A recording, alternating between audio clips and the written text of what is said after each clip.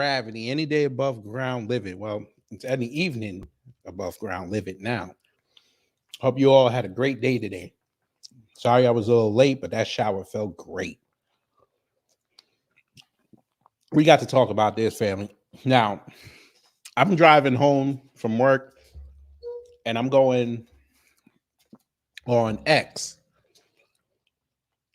and I see a clip with these two, and this Ann Coulter, boy. Let me tell you something. If there was any pretense that she wasn't a white supremacist, she confirmed it in this. But we're gonna have fun with this. We're not even gonna talk no long-winded stuff. We finna get into it. Let's see who's in the building. Reparations Nation, hello. Jerry Bedford, hello. Miss Nisi, hello. Brother Tony Rain, hello. David Brown, hello. And for those who haven't said anything in the live chat or the comments, good evening. Let's just get into it, because we not playing with this here. You know, let me go here. There's a growing concern in family. I want you to peep the title. Look at the title.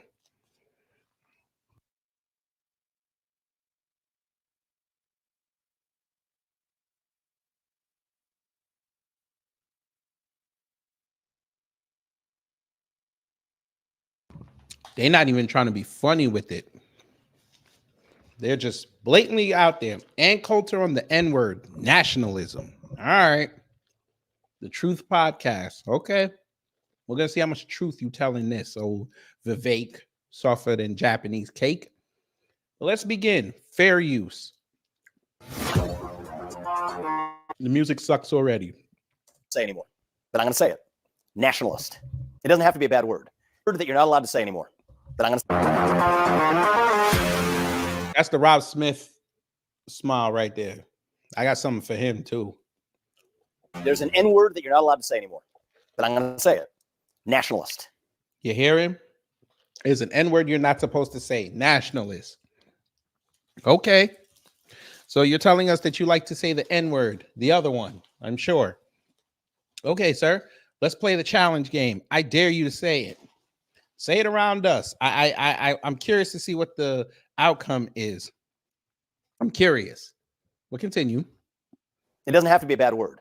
We got to distinguish between two different kinds of nationalism. The first is ethno-nationalism. That's the kind people usually think of. And it's natural because most nations' identities have been built around an ethnicity or a religion or a monarch. And in that case, the track record of history hasn't been great for what that type of nationalism produces, either for a country or for its neighbors. Distinct from that, though, is civic nationalism. And that's the kind of nationalism that I think is relevant in the United States of America, because our country is defined not based on an ethnicity, not based on a language or a monarch or a cuisine or a religion, for that matter. Our country is defined on the basis of a civic set of ideals that brought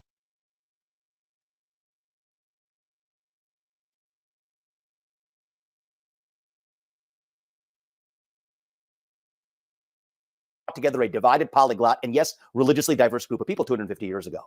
And so I don't think that that's the kind of nationalism we need to run from. I think we believe in the exceptionalism of those ideals. That's what American exceptionalism is about. It is Yeah, keep talking, sir. I'm sure them white supremacists will really like the fact that you just said that. But don't worry, folks. And finna tell him something about himself. Screenshot. Wait a minute. That's a bad look for you, Vivek. Screenshot. There you go.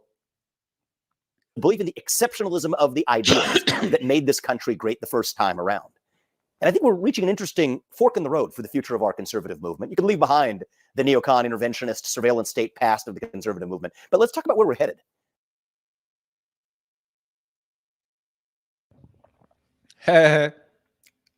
He's speaking French already, and we're not even 5 minutes in. Who is we? Who is we? Okay, our conservatism. Okay, all right. The pro-nationalist, positive nationalist vision for the future. I think there are some interesting divides that haven't yet been smoked out between, say, a libertarian nationalist movement that I particularly find appealing for the future of our country, believing in the libertarian ideals of freedom from a government that we elect, not an unelected class of bureaucrats. And yes, believing in the exceptionalism of those ideals at the same time that we believe in a national identity, the idea that a nation without borders is not a nation. A libertarian breed of nationalism versus the revival of what I see as a different kind of reactionary nationalism, one that says that we can expand and use the tools of the state when necessary to achieve our pro-American or nationalistic goals. And yes, one that does believe that there is some element of ethnic heritage that defines what it means to be an American. I'm sympathetic to that view, though I disagree with it. And that's why on today's podcast, I wanted to bring on somebody who's a fellow conservative, a fellow nationalist, though she frames it in forms of citizenship, and somebody who actually believes in the ideals of this country, but on whom I think we still have some disagreements about the role that ethnicity plays in grounding the identity of the United States of America. Somebody I've been curious about, following, haven't met in person yet, but we're going to bring her on the podcast today. That's Ann Coulter. Yes, sir. Nationalism. Yes, he did make the white supremacist hand signal. Yes, he did.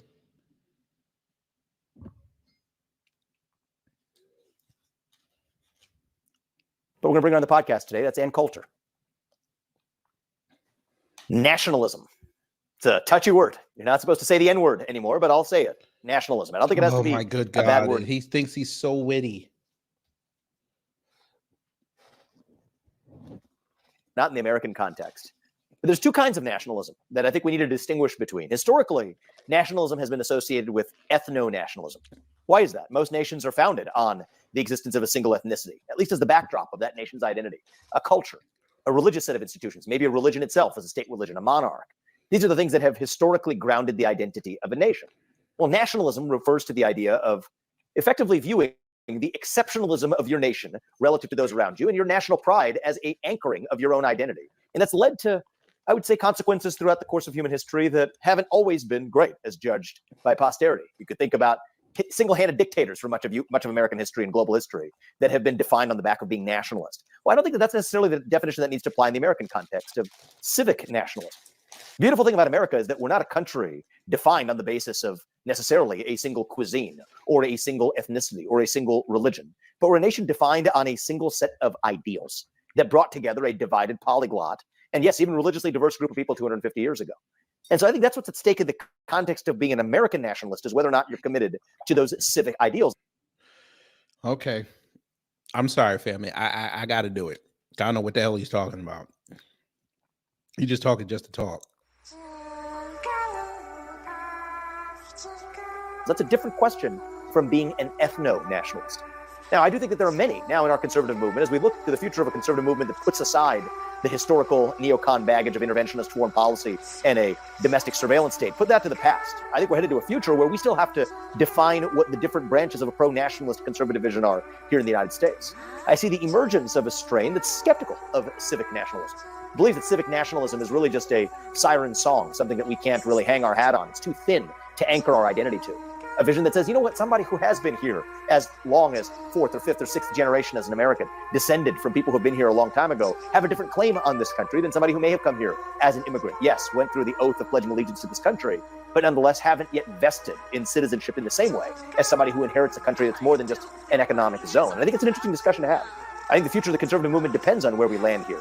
On one end of our nationalist movement, a libertarian nationalist movement that says that, you know what, you can subscribe to the ideals of this country, that you should achieve anything you want, and you're equally American as long as you pledge allegiance to those ideals. But I think a subtext and a strain on the other side that's skeptical of that, that says, you know what, we should be open to using government as an instrument to advancing pro-nationalist ends.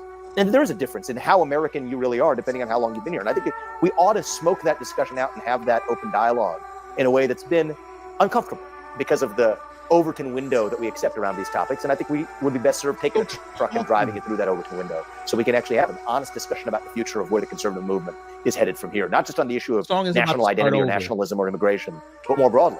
And that's why I brought on today somebody who I think has some thoughtful perspectives on the future direction of our country, of our conservative movement, and on this question of nationalism and national identity, somebody I've been fascinated by for a long time. I'm sure you were. Interacted with on social media, but for the first time we're having at least a live form conversation in the offline sense of it. It's Ann Coulter. So Ann, thanks for coming on, and I'm looking forward to our conversation today. Me too. Thanks for having me. That was a fantastic opening. Family, I need y'all to strap in. I'm gonna go put some water on this juice because it's a little too sweet for me. I need y'all to go strap in because we about to hear some bullshit, but wait till you hear what Ann says. Give me 1 second. Oh, Miss Ann finna give him this work right now.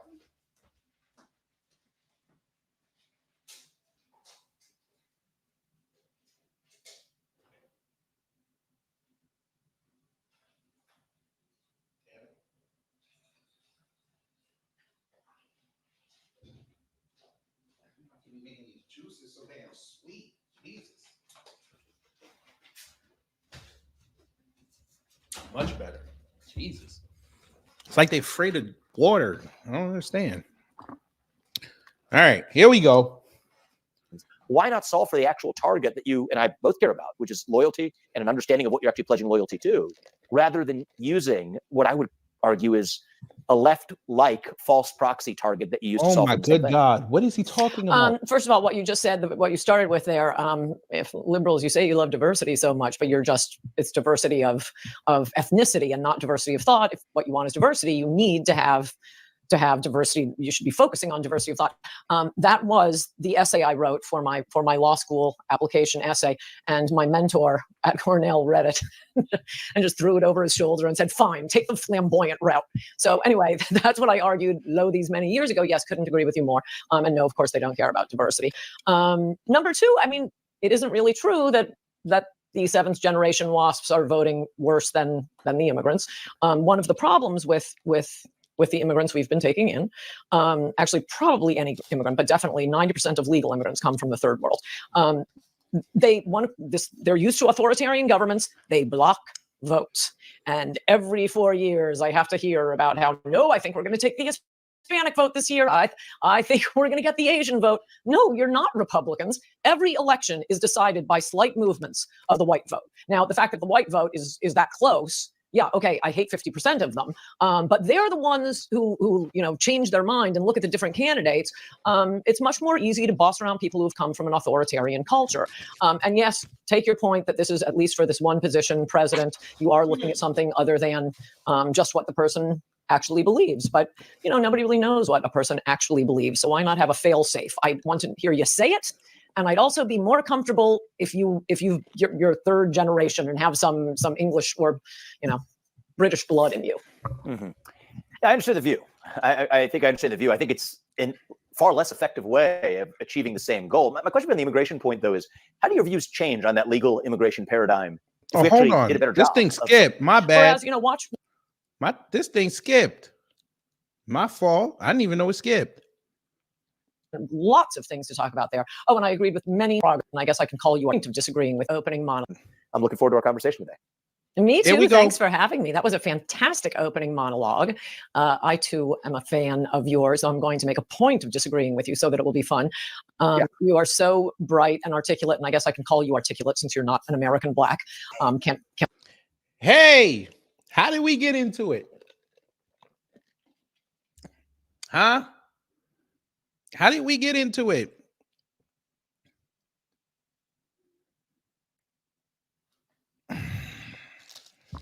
Oh, you think you heard something? You ain't finna heard nothing yet. How did we get into it? But okay, American black, N-word. Yeah, here we go. Y'all know what time it is. Yes, you do, baby. Yes, you do know what time it is. This is way over the edge. Like we it's not even over the edge. We died already. This is beyond the event horizon. Like we about to hit the vortex. Yeah, we about to hit the vortex. Yeah.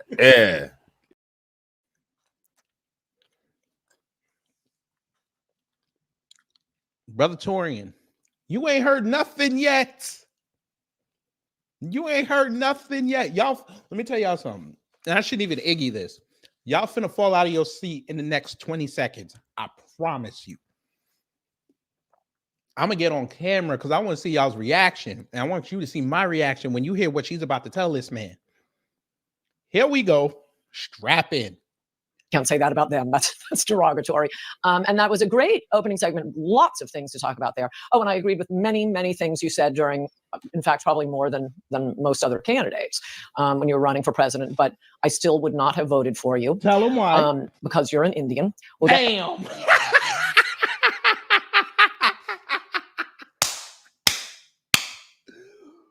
We're going to run that back about 4 more times. We're going to run that back about 4 more times. Where's my thing? I bought something new today. Where is it? Where is it? I hope I ain't put it in the bedroom. We finna play that again. Many things you said during, in fact, probably more than most other candidates when you were running for president. But I still would not have voted for you. Why? Because you're an Indian. There you go. There you go. Miss Ann just told me quick. Hold on, I gotta go get my thing. Hold on. I gotta go get it.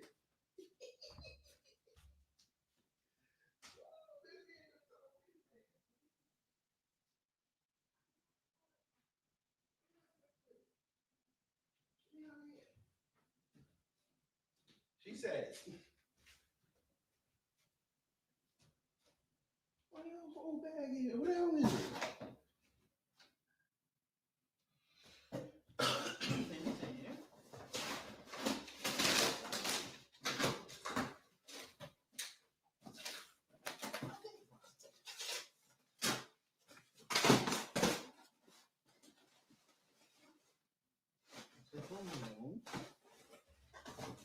I had too much Amazon stuff.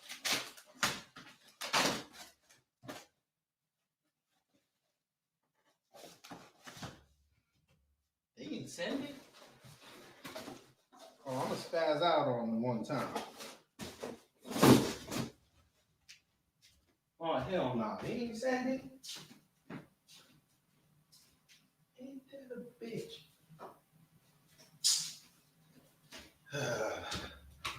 Whatever. I think I'll use this. I'm finna use this because since Vivek want to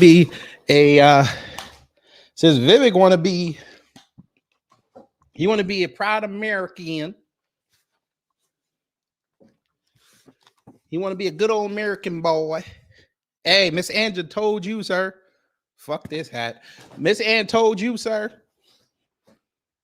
What y'all talking about? There you go. See, everybody found that. Oh my God, we playing 2 more. Oh wait. Oh Lord, they in the building.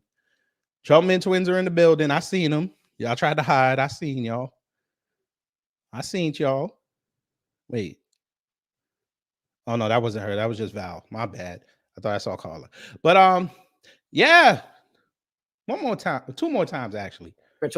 And that was a great opening segment. Lots of things to talk about there. Oh, and I agreed with many things you said during, in fact, probably more than most other candidates when you were running for president. But I still would not have voted for you because you're an Indian. We'll get boom. You gotta love that. That. When I saw that clip on X, I was laughing my ass off. I was swerving in the car. I admit it. I swerved. One more time. many things you said during, in fact, probably more than most other candidates when you were running for president. But I still would not have voted for you. Why? Because you're an Indian. There you go. So MAGA, this ain't even on you. This is on this man because this man copied Trump's whole playbook and really thought he was going to get some votes. Went up to Iowa and only got 7 on the first go round. We were sitting here having a ball. Exactly. She didn't even break character, Dawid. Didn't even break character. But check this out. No. You want to know why she won't do that? Why he won't do that, Torian? We're going to show you why. Who remembers this? This old gem. Who remembers this gem? You know, let me go here. There's a growing concern in. Who remembers this? Bam. Give me some. Where's that sound? Gives them like, oh, I can't vote for him because what are the things that they tell you? What answers can I help you provide? Or just Well, the only one I've had, and I couldn't even remember who said that to me, but they mentioned it's dark skin. Dark skin. There you go. Tell them more. Tell them more. You know what? Just for this one time, only one time in life. Only one time in life, they're going to get this. You want some more? I think them 2 white supremacists got some more. And they think Muslim. Yeah. She said Muslim. She said Muslim. Yes, she did. You want some more? I think those 2 white supremacists in marriage got some more. So I kind of set them straight on that, what they believe in. I thought I was covering for it. I don't know. They don't know what y'all believe in. That's what she basically said. She don't know what y'all believe in. You want some more? I think them two white supremacists got some more. But Yeah, and I tried to explain. there's not much we can do about that one. Not so much we could do about that one. I know she was referring to the dark skin. And that was January, folks. That was January.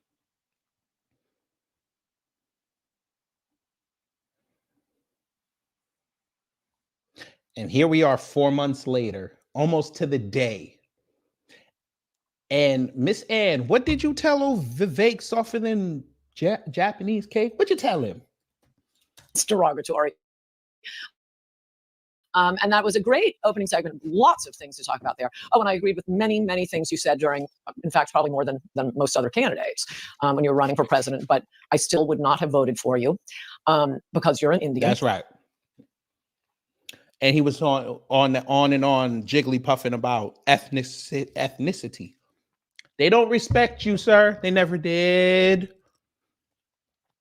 We can go get that. We can most definitely get that. I will go get that for you. We're going to let this play. We'll get back to that. And it's directly related to what you were just talking about. You know, the thing about nationalism, you're totally right. It is like, to use the word nationalism, oh, it's Hitler, it's Hitler. And, you know, Hitler had soup. That doesn't mean we shouldn't have soup. Hitler loved dogs. That doesn't mean you shouldn't love dogs. So I think we have to move past this. If Hitler did it, it must be bad. But I do notice when I was listening to your monologue, I don't think I do use the word nationalism. I would use a word you used in your monologue, which I liked quite a bit, and that's citizenship. There's citizenism. How about Americanism? Yeah. I'd also point out that the only people who are not allowed to be proud of their ethnic group do tend to be Anglo-Saxons. Oh boy, you can't be proud of being white. Whereas, you know, watch a soccer game and see. Vivek. Brother Torian, can you give yourself a round of applause? I need y'all to go give Brother Torian Rain a round of applause. I know he don't like going down them rabbit holes, but he just asked me to go get something, and I'm more than obliged. If y'all ask me to go do something, we go get that. Yeah, we found something. I didn't even know this was a thing. I didn't even know this was a thing. Vivek, you got some splaining to do. You got some splaining to do, sir. We're going to take a little detour, family. Just a little bit. It's only about 5 minutes. 100 people in the room. Hit the like. We're going to take a detour. You know, let me go here. There's a growing concern. Do y'all see what I see that I know you see because I switched it over and I see it and you see it? We on NBC News' website. Huh. What does that title say? Maybe you can't read it. We'll help. Vivek Ramaswamy's wife differs from his personal stance on the coffee venereal disease vaccine. Now, I didn't even know this. And this was during the debate season. I didn't even know this. Let's hear what she said. Fair use. Where's the sound? He knows now, if he knew then what he knows now about the COVID-19 vaccine, that he would not have taken the two shots that he took. Ooh.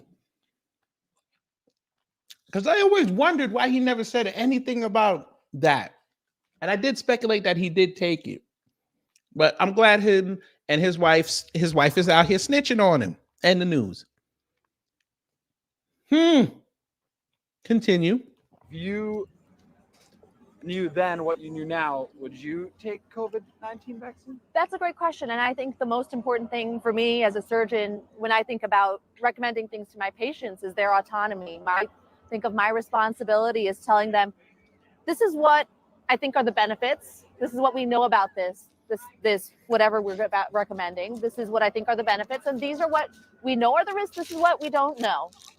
And for every person, that's a different decision. So for my young, healthy husband, that's a different decision than for me when I am taking care of patients who are cancer survivors and they trust me to, be in their airway every day. It's a very different discussion. And I think giving people that autonomy is the most important part. Gotcha. So you would basically. I'm an airway surgeon. At that time, I think I had to do what I had to do. Awesome. You immigrated here to the U.S. when you were 4. Very cool. Vivek has recently said that he would deport the children of undocumented immigrants who were born in the U.S. That's something that you agree with as well? I think he has a legal theory that what is defined as a citizen is different when you are born in this country of American citizens or legal immigrants, as opposed to a different, for people who are not undocumented. And he has his arguments, and I leave you to talk to him about that. But I think there is no one who understands that our immigration system is broken better than someone who has gone through that process.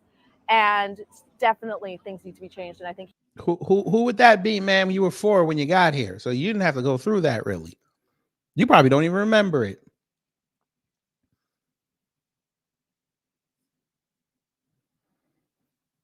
He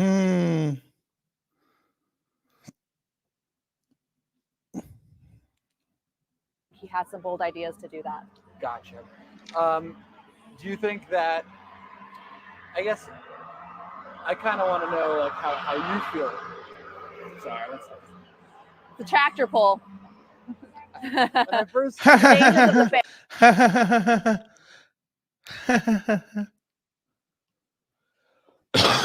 that fake ass laugh, boy. That is like the worst. Fair.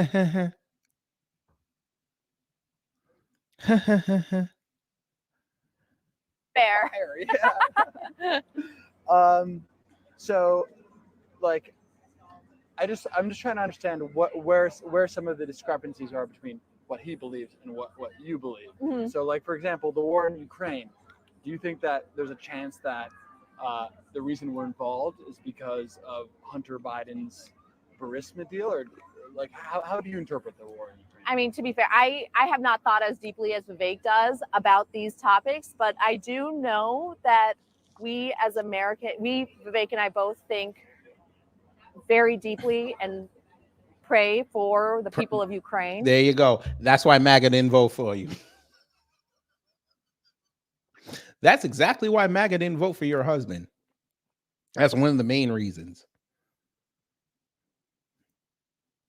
But all right, we ain't gonna hear no more of this because she just talking. She just talking.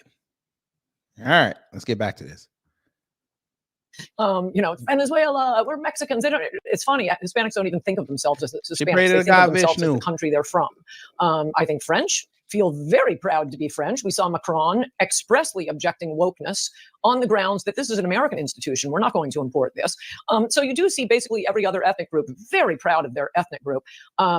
And the thing I'd say about America, okay, no single cuisine, but you can get Chinese food and Mexican food in Paris and Tokyo.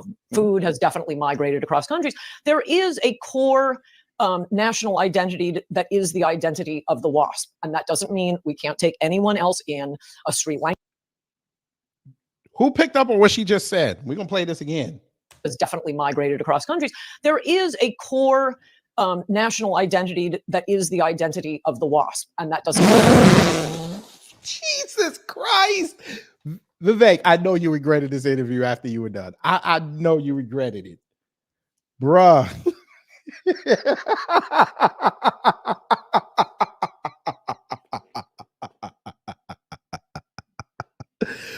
Woo!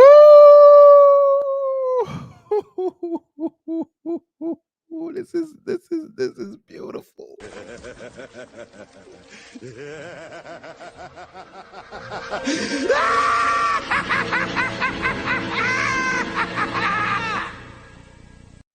Bruh.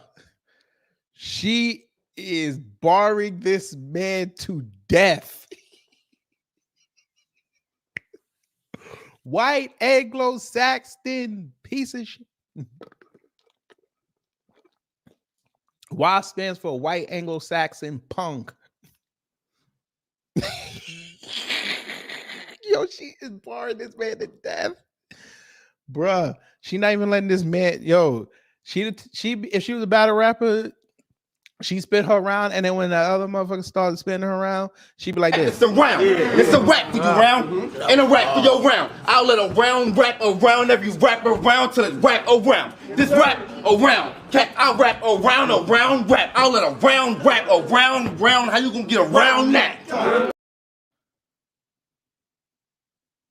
It's a rap for your round.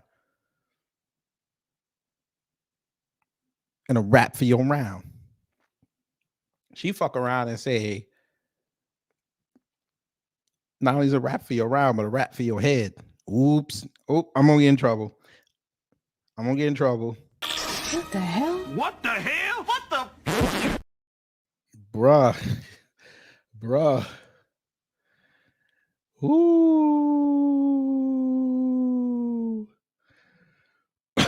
Man. Aren't y'all glad I did not put this on members only? You would have been missing all this for those who are not a member. Isn't that wonderful? Doesn't mean we can't take anyone else in, a Sri Lankan or a Japanese or an Indian. But the core around. She just skipped India. She said a Sri Lankan or a Japanese. Damn. She is barring it. Bruh, she's hitting them with the double entendres now. Yo, is Ed Coulter really a battle rapper? Let us find out. Continue. Which the nation's values are formed is the WASP. We've never The had a WASP. president who didn't She's have at still saying least it. partial English ancestry. Never. We've only had one Catholic president. There was only one Catholic signatory to the Declaration of Independence. They were all not only Protestants, but pretty much Presbyterian. King George referred to the American Revolution as that Presbyterian War. So there is a lot in the freedom thing. Samuel Huntington of Harvard has written about this in a fantastic book I recommend to everyone. Who Are We? And he describes how, back in colonial times, interestingly enough, for example, Jews could vote, but Catholics couldn't because people thought they would be more loyal to Rome. Once they became more American Catholic and less Roman Catholic, then they were just, part of us and part of Americans. But you do notice, and he describes why so many countries that have not done very well are dominated by Catholicism. It's much more from the top down. It lends itself to an authoritarian governance, whereas Calvinists, it's between you and God. And moreover, because of the Presbyterian, I think every ethnic group has this, the WASP work ethic and the Jewish work ethic, and I'm sure there is an Indian work ethic, but specifically the Presbyterians or Protestants, let me put it that way, and the Calvinism. Oh my God. Bruh, she is barring this man to death. Oh my God. 3-0. Wait, 1-0. We only in the first round. 1-0. She is barring this man to death. She just did. Okay, for those who don't watch battle rap, what she just did when I was putting on the Jigglypuff music is filler, because she ain't had no bars after what she said last time. Now she hit him. Now she went back and she finally got the crowd back. I think every ethnic group has this, the WASP work ethic and the Jewish work ethic, and I'm sure there is an Indian work ethic, but specifically. Damn it.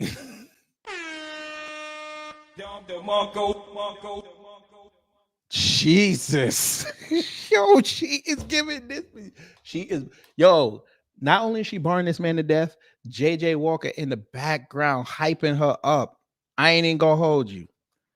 He back there hyping her up. The nigga, he got on the old school, what they call it. He got on the old school denim hat, and he is like, go ahead, baby, get after it. Get after it.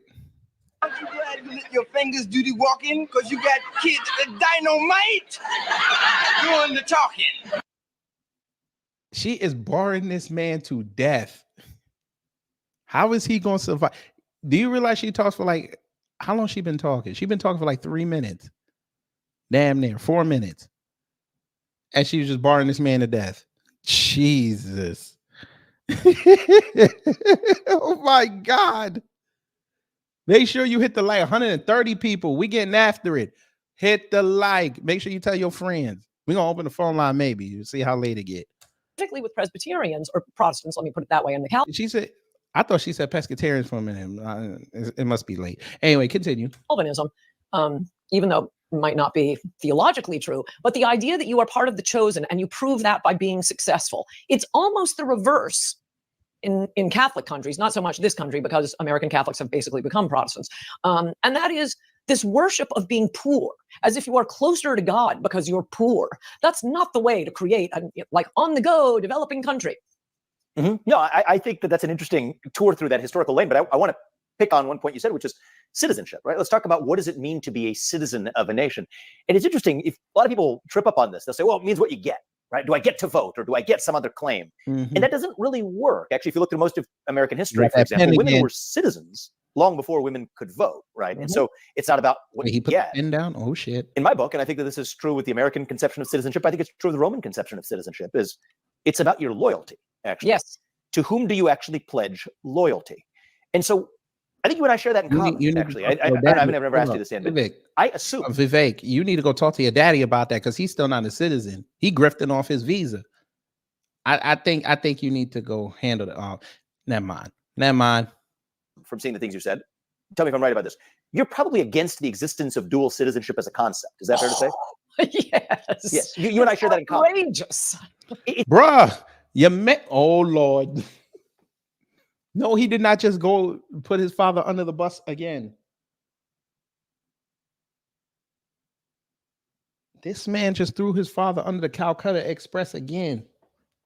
Bruh, your daddy is not a citizen, and your daddy been making money here for the last 30 years. And you sat here talking about you don't like dual citizenship. So what is your daddy doing? Oh my God. Boy.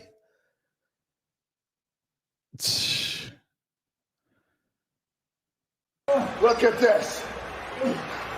Look at this. It's perfect. You gave this white supremacist a layup. She finna go in. I already see it. Look at that smile. That's that blue eyes white bitch smile. You see that, right? She about to go in on this man. It's incoherent. It's not just outrageous. It's incoherent. It's oxymoronic. How could you possibly have a loyalty to two different nations where the essence of citizenship is like which nation to whom you had your undivided loyalty? That's what the essence of citizenship is all about. So you and I agree on so much there. But where I wouldn't say lose you, but I may fail to fully understand you. Oh, Torian. On that axis, he almost said it. He almost said lose yourself. Of citizenship, what does ethnicity have to do with the matter? And I think you would be well served, and maybe this can be a great platform for you to do it, to make the case for why that, what you put at WASP basis for the American identity, how is that relevant against a backdrop of which you got the WASP seventh generation descendant of some rich guy on the Upper East Side in Brooklyn that pretends to hate this country because it's the cool thing to do, versus somebody who came here as the kid of immigrants, but pledges loyalty to this country. If loyalty was the axis for citizenship, aren't you actually committing a bit of a sin, reverting back to a conception of citizenship that has nothing to do with loyalty in the first place? Now, real quick before she answers, y'all do know I sped this up, right? So imagine if this was normal, he'd still be talking. Clap for me. Well, I will say many of those seventh generations WASP I definitely hate. I know we have a lot of really, really bad ones. But like I said, anyone can adopt this. I guess what I just said, if any of your children marry a DAR, I would definitely vote for them for president. It's not so much. It's what the fuck is a DAR? I'm almost scared to look this up. What is a DAR?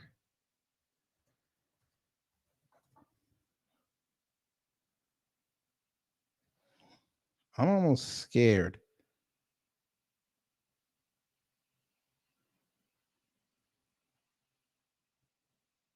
You motherfucking bitch. You bitch. Oh no, you bitch.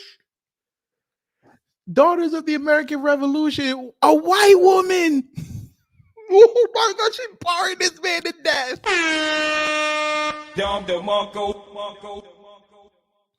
Bruh, she just told this man, hey, listen, I don't, if as long as you marry a white woman, cause we finna take all your money, that's cool with us. Cause we gonna breed your ass out. Damn, she is barring this man to death. Look at this. Look at this. It's perfect.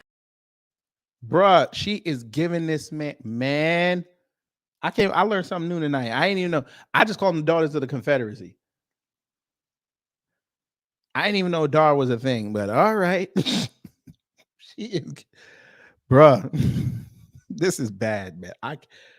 Oh my God. I'd have cut it off right here. Adopt this. I guess what I just said, if any of your children marry a DAR, I would definitely vote for them for president. It's not so much, it's more president is different. You have to be natural born, as you know, which, by the way, Ted Cruz is not, basically because of what you were just describing. Where is the loyalty? So ambassadors' children born actually in the United States are not natural born, but that's a total sidebar. I've gotten It's actually not a sidebar at all. I mean, the fact that ambassadors' kids born in the United States are not citizens is actually an overlooked fact. The kid of an ambassador from Mexico does not enjoy birthright citizenship. Neither does somebody who's in this country illegally. Yes. Birthright citizenship either, right? So that's actually a quite important logical chain. But I go back to, forget even because you get to this constitutional, legalistic, and I like that stuff, but we'll just put that to one side for a second. But the essence of American identity, I think there's a part of you that believes, I think you basically said so, that part of that identity is tied to a certain Anglo-Saxon heritage of this country, and that you're more American if you vested into that over the course of generations that are descended from that, rather than somebody who came here with a civic commitment to the country, went through the naturalization process, and then their kids may, in some real sense of the word, and the reason I respect you is that you actually have the, so to speak, the stones to be able to say it, is that you think that there's a difference in the status of the Americanness of that person. And that's where I think I disagree with you, but I want to give you the opportunity to air the case for that strand of national identity that I think we ought to just smoke out and be able to have a discussion about.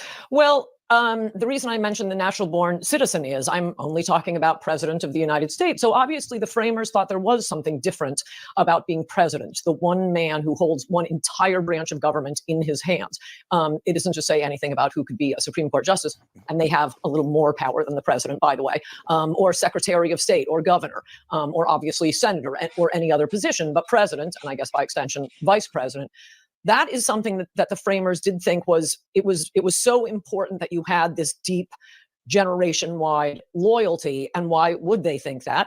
Well, as many said at the time, freedom is a wonderful thing, but it's a very hard thing to learn. And one of the things, and I cite these polls in my book, Adios America, it's striking and depressing that lots of our very best immigrants just do not understand the Second Amendment. They do not get the First Amendment. And you take polls of them,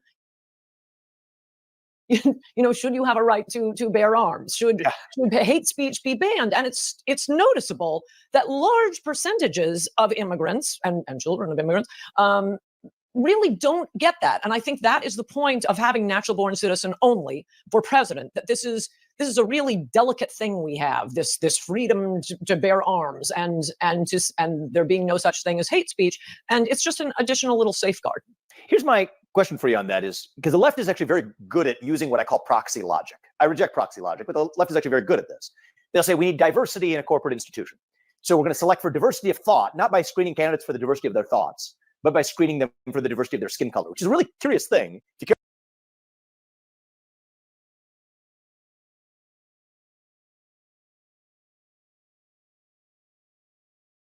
because the left is actually very good at using what I call proxy logic. I reject proxy logic, but the left is actually very good at this. They'll say we need diversity in a corporate institution. So we're going to select for diversity of thought, not by screening candidates for the diversity of their thoughts, but by screening them for the diversity of their skin color, which is a really curious thing. If you care about diversity of thought in a boardroom, why do you care about diversity of shades of melanin or the diversity of your X or Y chromosomes? You could have a room full of people that look really similar to one another and think very differently, or a room full of people that look really different and think the same, which is much of what you get in corporate America today. So that's what I call reasoning by proxy, where one of the things I've often said to the left is if you want to select for diversity of thought, screen candidates for the diversity of their thoughts. If you want to select for diversity of experience, screen candidates for the diversity of their experiences. That might be a better way of achieving your stated goal than to use the logic of proxy. So again, the constitutional questions aside, I think we're talking about a cultural matter relating to national identity. My question for you is, I worry that you may, I say this respectfully, maybe making some of the same category error that our friends on the left make to say that, yes, it is shameful that immigrants and kids of immigrants often have no idea what the heck the Bill of Rights is actually about. That the Second Amendment exists not to protect some guy who wants to go sport hunting, but it's the one amendment that puts the teeth in all of the other ones. But the First Amendment, the right to free speech, means nothing if hate speech is carved as a category, because the definition of free speech is the right to express any opinion, no matter how. I have something for free speech. I hate you. How heinous it is. And that's protected and backstopped by your ability to protect yourself physically, if necessary, from a tyrannical government that otherwise will be prone to overreach. And so these are basic concepts that many immigrants, first-generation Americans, and for that matter, I can say it from having gone to school with many of the waspy varieties that populate places like Harvard too, where I've gone, goes for any sixth or seventh generation American too. It's shameful, the level of civic absence of knowledge, a black hole of understanding of the history of our country. And I guess my question for you is, why solve for that through what I would argue is a pretty poor proxy, whether or not you're talking about a safeguard? If there could be a safeguard to ensure that you have leaders in this country or citizens of this country that have a better understanding of that, I would love that safeguard. I personally believe that every high school senior should have to be able to pass a basic civics test, the one we ask immigrants to pass, before becoming a voting citizen of this country. Before you cast that ballot in the ballot box, you better darn know what branch of government the president leads. And yet, you actually have more people who fail the test that naturalized citizens are likely to pass who aren't even naturalized citizens. Why not solve for the actual target that you and I both care about, which is loyalty and an understanding of what you're actually pledging loyalty to, rather than using what I would argue is a left-like false proxy target that you use to solve for the same thing? First of all, what you just said, what you started with there, if liberals, you say you love diversity so much, but it's diversity of ethnicity and not diversity of thought. If what you want is diversity, you need to have diversity. You should be focusing on diversity of thought. That was the essay I wrote for my law school application essay, and my mentor at Cornell read it and just threw it over his shoulder and said, "Fine, take the flamboyant route." So anyway, that's what I argued low these many years ago. Yes, couldn't agree with you more. And no, of course, they don't care about diversity. Number two, I mean, it isn't really true that the seventh generation WASPs are voting worse than the immigrants. One of the problems with the immigrants we've been taking in, actually probably any immigrant, but definitely 90% of legal immigrants come from the third world. They're used to authoritarian governments. They block votes. And every 4 years, I have to hear about how, no, I think we're going to take the Hispanic vote this year. I think we're going to get the Asian vote. No, you're not Republicans. Every election is decided by slight movements of the white vote. Now, the fact that the white vote is that close, yeah, okay, I hate 50% of them, but they're the ones who change their mind and look at the different candidates. It's much more easy to boss around people who've come from an authoritarian culture. And yes, take your point that this is, at least for this one position, president, you are looking at something other than just what the person actually believes. But nobody really knows what a person actually believes. So why not have a fail-safe? I want to hear you say it. And I'd also be more comfortable if you're third generation and have some English or British blood in you. Mm-hmm. Oh my God, who said it? Which one of y'all said it? Edit comments. You motherfucker, you. Bruh, I just looked up on no bullshit. I just looked up these people's height. Do you understand that this woman's an inch taller than this man? He can't talk no more. He can't talk no more. No wonder she's barring him to death. She can see over this motherfucker. Oh, this is beautiful. Look at this. Look at this. It's perfect. Are you can't be serious, sir. Sir, you a whole 5'8". Wait a minute, sir. You 5'8". This woman is 5'9". Bruh, get out of here. You can't talk. People were really about to go vote for a midget. Unbelievable. She's 5'9". He's 5'8". What? Hey, MAGA, y'all were really considering voting for a midget? I know Church of Black Power finna get mad at me for saying that. I'm sorry. He was really about to vote for a midget. Man, get out of here, boy. Boy, stop.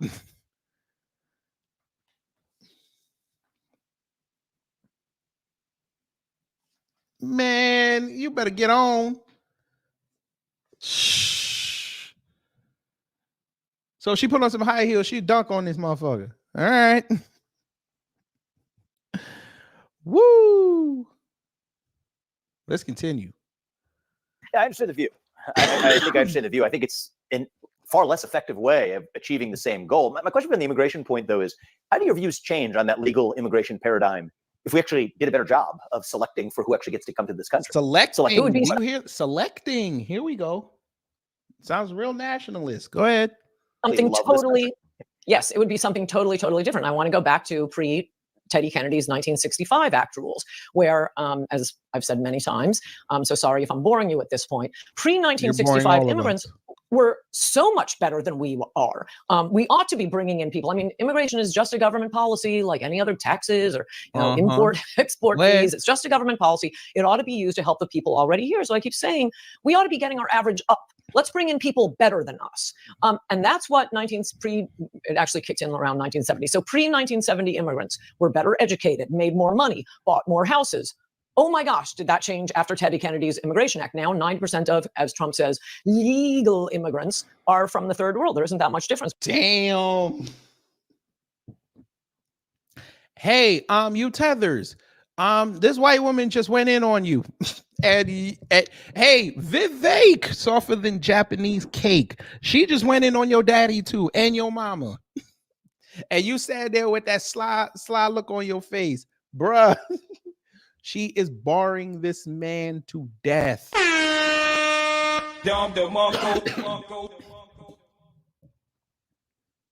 Oh my God.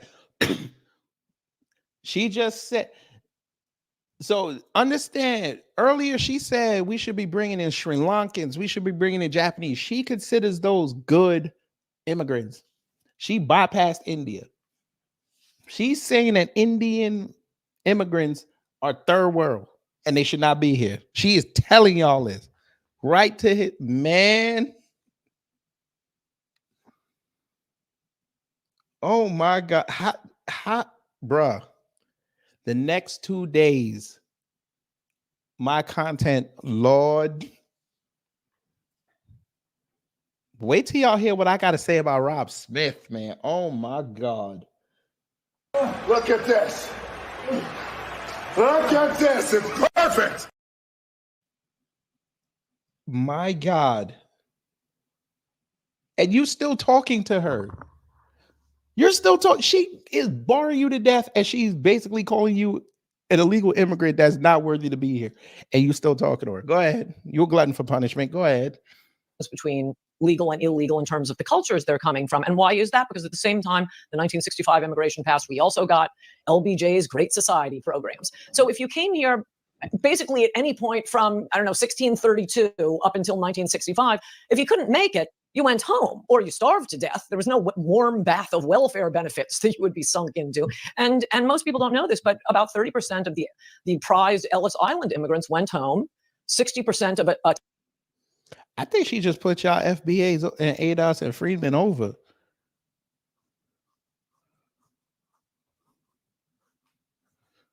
I think she low-key put y'all over. I know y'all ain't gonna accept it because she's a whole white supremacist, but you know, she basically saying if you was an immigrant in between them 300 years, you was 30% of y'all was failures. Jesus. Southern Italian immigrants went home. So that's how, without having any laws or having to pick this one or that one, we just naturally got the best the world had to offer. We were skimming the cream. And I think when most people like Trump talk about legal immigrants versus illegal immigrants, that's what they're thinking of. They're thinking of Ellis Island versus, but really what they mean is pre-1970, post-1970. Now, if we're not going to get rid of the welfare state, that is clearly the best way to do it. To just, yeah, sure, anybody can come. If you can't make it, go home or you're going to die. Damn. And no one will help you. But we can't get rid of the welfare state. We could, repeal the laws of gravity first. So now we really do have to be really, really, really picky and choosy and look these immigrants over. Though I will say, I offered when I was speaking quite regularly to Donald Trump during the 2016 campaign, I told him he could get rid of the entire immigration apparatus and just send me pictures of every immigration applicant, and I could decide them all with a picture before breakfast. Oh my God! How would you do that? Mine would be better. Oh, I'm a Marxist, Vivek. You're with that? Oh my God. So she wants dossiers on everybody's. If you ugly, you going home. That's them for you. Quiet on the set. Can we please have quiet on the set? Oh my God.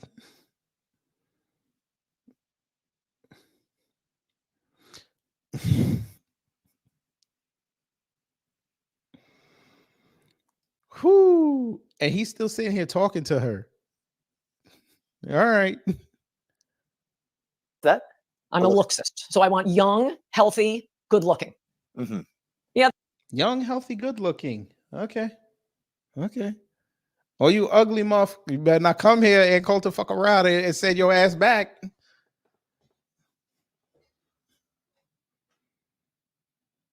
There might be a few who would slip through, but oh my gosh, it would be better than what we have now.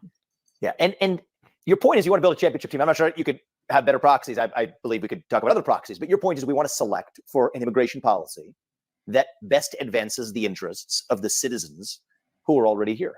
Yes. Now, yeah, it's called All Them Assholes Go Home. We'll have more resources.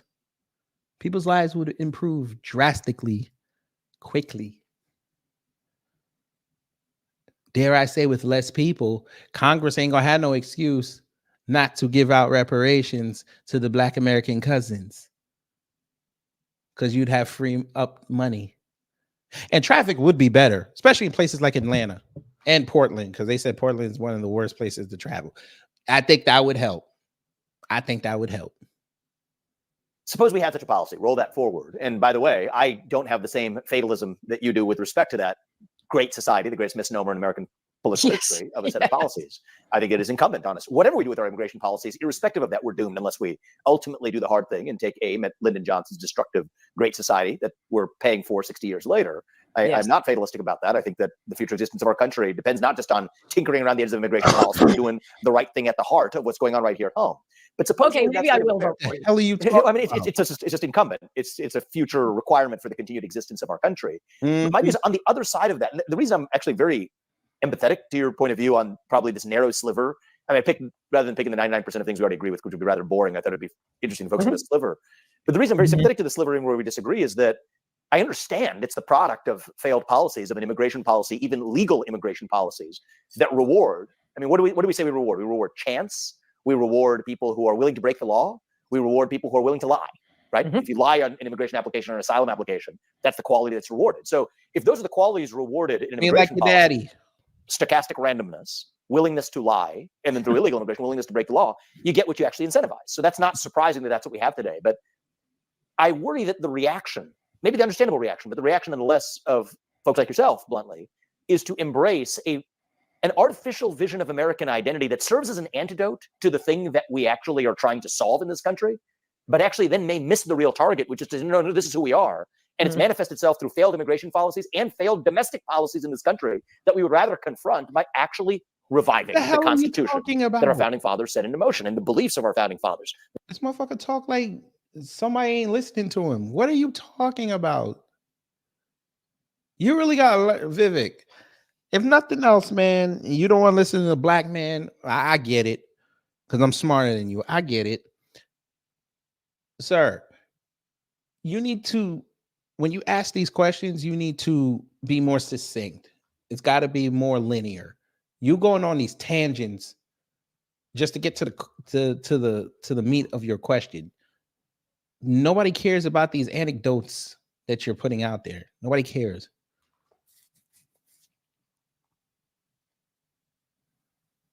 You're like the index in the back of a book when I'm trying to look up a certain term.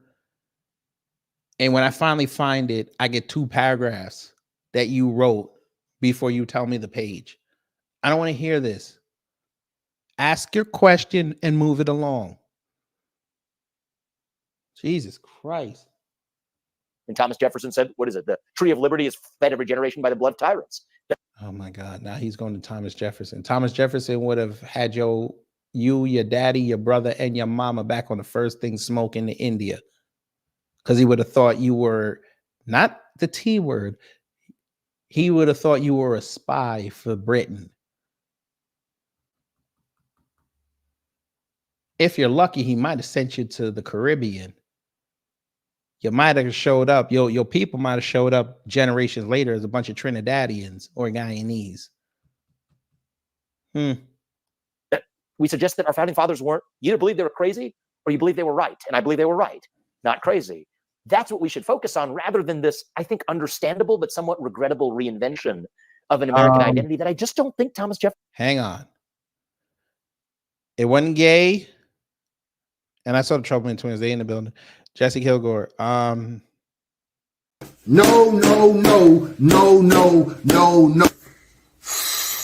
Bro, ain't no motherfucking way, bro. Ain't no motherfucking way.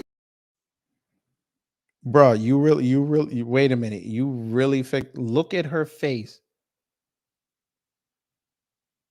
I can't tell if this is a mug shot or resting bitch face. What are we doing? Come on. Listen, if you don't like, if you got to pick one white woman, pick a white woman that's actually a white woman. This is a whole demon right here. Look at this. Nah, I can't let you slide on that one. And I seen the Troubleman twins in the building. All right, Troubleman twins, hello.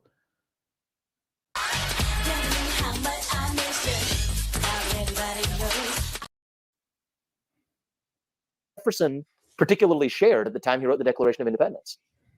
Oh, I would disagree with you there. But yes, I think we should be doing both at once. And I wish you all the luck in the world overturning the Great Society programs and also repealing the laws of gravity. I will totally root for you all along the way. But until we do that, Cosmo Fury, that is racist.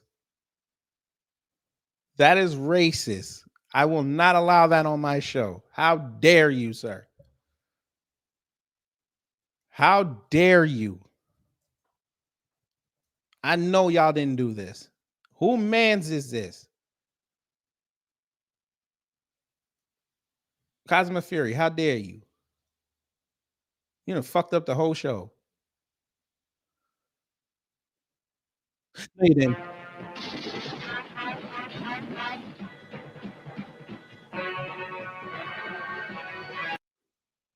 You out of line for that. You out of line. This motherfucker said, Haji, you out of line. You Negroes, listen.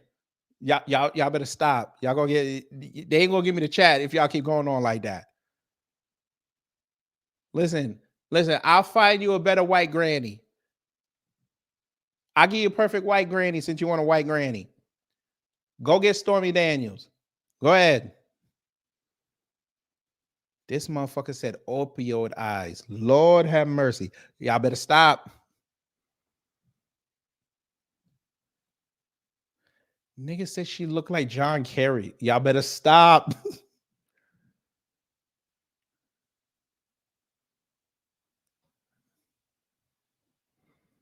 As you said, do have to pick and choose who the immigrants are. And it isn't to say, look, at this point, we're never going to go back to what the ethnicity of America was pre-1965 Immigration Act. And nor am I necessarily saying that would be preferable. We have a lot more Republican presidents. Anyway, are y'all really trying to say, and tell me the truth, y'all really trying to say that the reason race banning went gay was because of Ann Coulter? Y'all better stop. But at this point, I mean, even the good, the smart, successful, making more money, contributing more than your Native American is, even those immigrants. What the fuck? You don't want to take in too many at once, and this doesn't apply to you, but you do create, and you see it in Detroit, and I think Dearborn now, where one of my friends was a U.S. attorney assistant U.S. attorney up there, and he drove me through. There are Arab street signs, Vivek, when you take in that many immigrants from one area of the world at once, and we're taking them in from all kinds of different areas. We've already taken in 1/3 of all Mexicans. 1/3. Let that sink over you. So they create their own little Mexicos, their own little, whatever. Enclaves. Yep, absolutely. And so we do, I think it's disgusting, actually. I think it's disgusting. Need more authority, is what I'm driving at. I'm not saying never, ever let in people from these countries again, but I think we need to dust off the books, obviously the wall, number one, and then just take a pause in immigration for a while. Give us some time to assimilate the ones who have already come in here, to turn them into these great Americans that you are, that Miguel Estrada is, that many of my immigrant friends are, and I believe at least the ones I know, are better Americans than many people I know. And yeah, I mean, I see your point that in theory, they can be president, but I can't meet every one of them and vet them. I just don't have time, Vivek.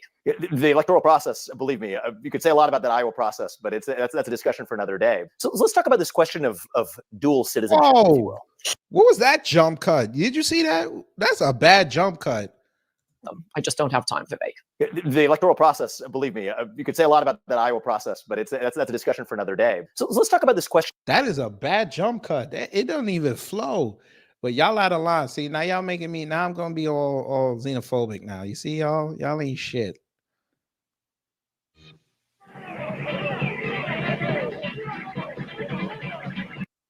Y'all out of line. Now y'all going to get me all xenophobic now. See? All right.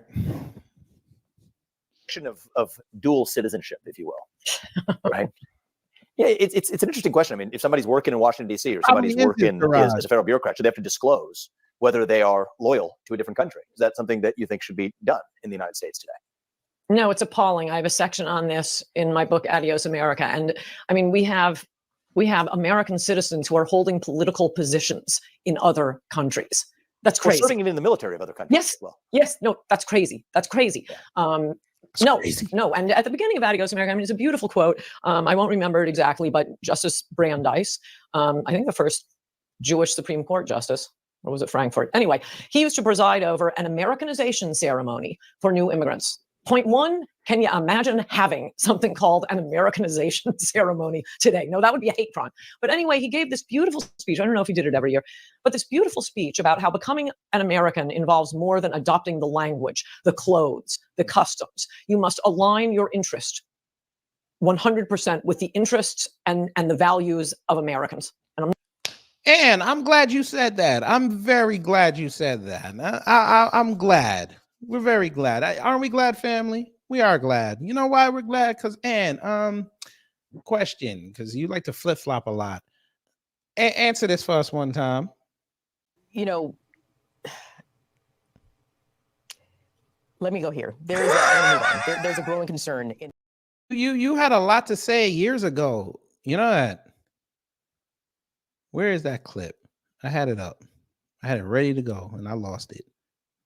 Here it goes. And you had a lot to say about a decade ago, didn't you? 11 years ago. You had a lot to say. What did you say here? Fair use.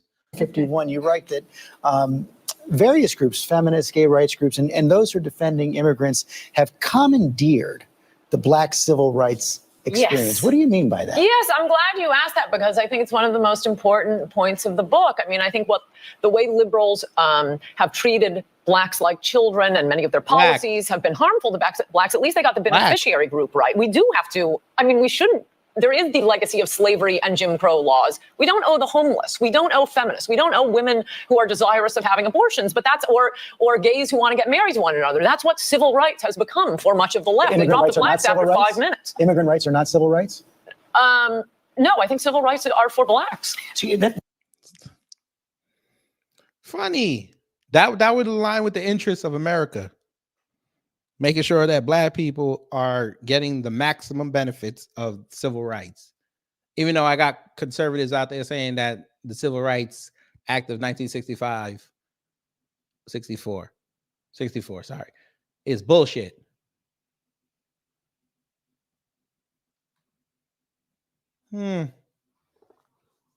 Oh, by the way, for those who keep saying that is, without that piece of legislation, your Black ass wouldn't be here. But far be it for me to say that.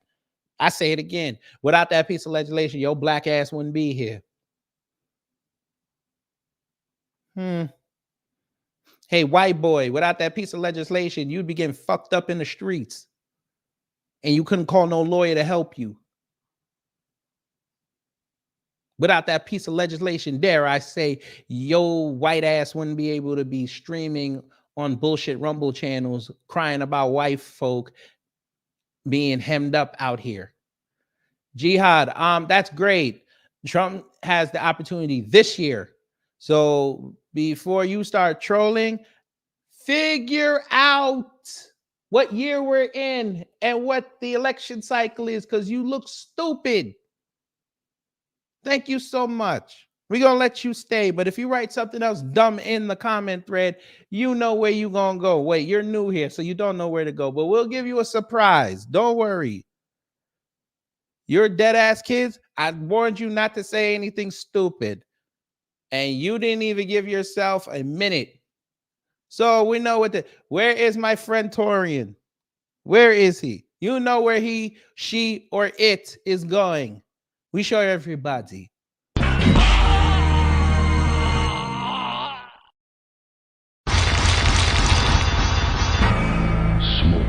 wins. Flawless victory. Fatality. All right, we're not crazy. Yes, we are, because I am. Bye-bye. Because you'll come in and you don't know what year elections are. You can't be that dumb. I tell you, acronyms and dates and clocks mess with these Bush baby generation. It is sad. Learn to read a clock. When the EMP hits, that's all you're going to have. Clock and a battery. Now continue. God, she looked, screenshot. God, she looked meffed out, does she not? Jesus, look at that. Look at that. Who was that? Jesse Kilgore? You really want, man, you better rethink your options. I'm not doing it justice, but it's a beautiful quote. And like I say today, if you said that without saying I'm quoting Justice Louis Brandeis, you would be accused of hate speech. Well, let me ask you this. What does it mean to be an American? You talked about what proud to be an American. You've thought a lot about this. To you and Coulter, what does it mean to be an American? It means, well, in long form, read de Tocqueville. There is definitely a very clear American culture. When America started, we were probably the most honest people in the world. And, you know, to this day, they may have stopped doing it because it got embarrassing. But they do rankings of the most corrupt countries and the least corrupt countries. And actually, you did have a lot of corruption in European countries. This isn't, you know, Europe, Western Europe against the rest of the world. Obviously, you know, Italy, Greece, Asian countries beyond corrupt, African countries beyond corrupt. She's still giving this man But bars. Americans, I mean, among the things that de Tocqueville said, this huge respect for women. I hate listening to feminists talk about, like, you know, these brutal sexist American men. Whoa, wait until the third world has moved in. You're going to see that this is the best you've ever had it, American women. So rape was punished like murder in colonial times. This was absolutely something de Tocqueville noticed. The equality, the social equality, to use my friend Mickey Kaus's term, and that was, you know, it's a violation of the Constitution for the government to confer titles on you. So you want to become a lord in Great Britain? Give up your American citizenship first. It's against the law, and I like that. So no matter what rank you were, and you know, rich person may have a really big house, poor person may have a smaller house, but there was a sense of what you were saying before. We were all citizens. We were equal in that sense, and respect for one another. No, like looking down on no Indian castes. Very opposite of that. Very opposite of the British class system, and freedom. So, okay, I'm giving you three very quickly. Respect for women, children, plants, and animals, real generosity of spirit, the equality thing, and then the freedom thing. Because the first Western Europeans who landed and created the country known as America, well, I guess it was still a colony, America, the United States of America. They were heavily fleeing religious persecution. We got the Presbyterians or Protestants from France, and they fled to the Netherlands. You had a lot of people, the crazy Puritans, and they were crazy, but it was kind of a great opening for this country. So that's why the freedom of religion was so important to the framers of our Constitution. This freedom is just so deeply ingrained from the founding of our country, and I think it could be said without contradiction, America remains the freest country in the world. Mm-hmm. And so you think those attributes, the honesty, the compassion, generosity of spirit, social equality, the absence of caste or lordship or title or an honor system of hierarchy, you don't like that, and of course freedom, you think that those are distinctly American ideals? Yes, and the massive respect for women. Mm-hmm. And it was the Supreme Court that overturned, you know, it used to be death penalty offense. Not all rapes, but rape was allowed to be a death penalty offense, and the liberal Warren Court overturns that. And I think we should go back to that. Was that unique to the United States? You don't think it's the case? I have no idea. Is a case like in Iran or some country elsewhere in the world that you would also face the death penalty by stoning for rape? It's interesting. I don't know the answer to that. But you bring it up. Actually, in those countries, it's the rape victim who gets stoned. Right. But even in Western Europe, I mean, this is certainly what and I'll believe Alexis de Tocqueville on this, that it was that the American respect for women and opposition and seeing women as pure, and feminists may sneer at this and say it's putting women on a pedestal, but women would live up to it. And would live up to another thing. De Tocqueville said that the reason American women were so much better than European women was that, they had to come to this continent and warning, hate fact coming, and fend off the Indians and go conquer the West, rather than, these European women sitting on their couches eating bonbons and suffering the vapors. Women were stronger in the United States of America. They were extremely respected, and probably that thing Trump said when he came down the escalator about how we're bringing in rapists. Look, a lot of that is from Adios America, which I wrote. And sorry if I'm boring you because you've heard this before. Immigration is just going to be one chapter in another book, and then I'm just trying to get the basic facts on. Ma'am, you're boring all of us. What are y'all talking about?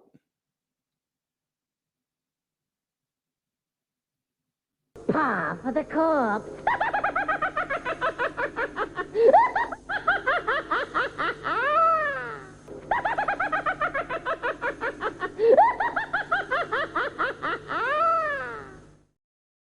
What is she talking about?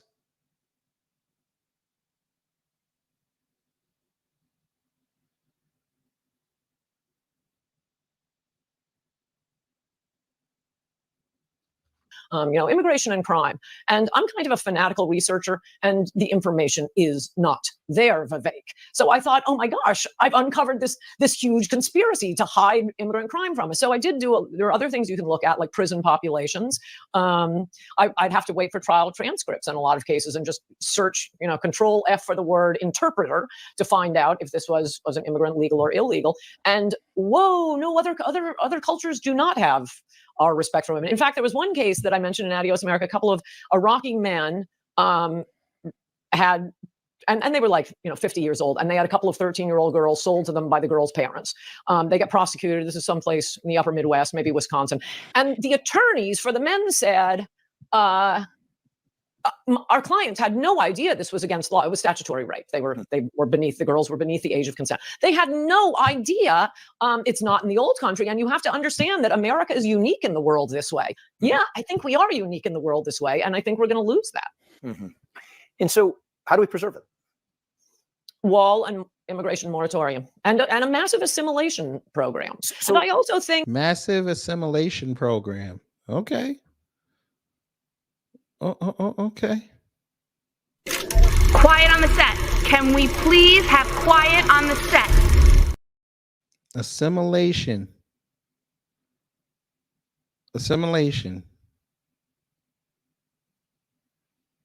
Yeah, y'all sound like the left. I'm just saying.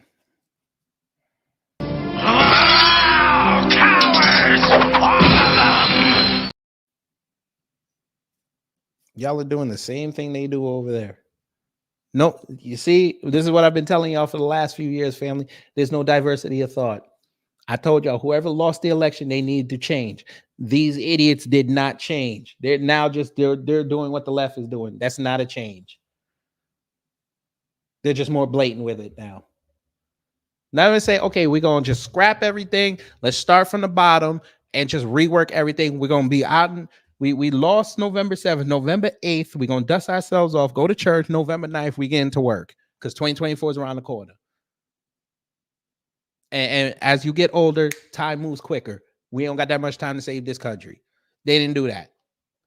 They just all became forever victims.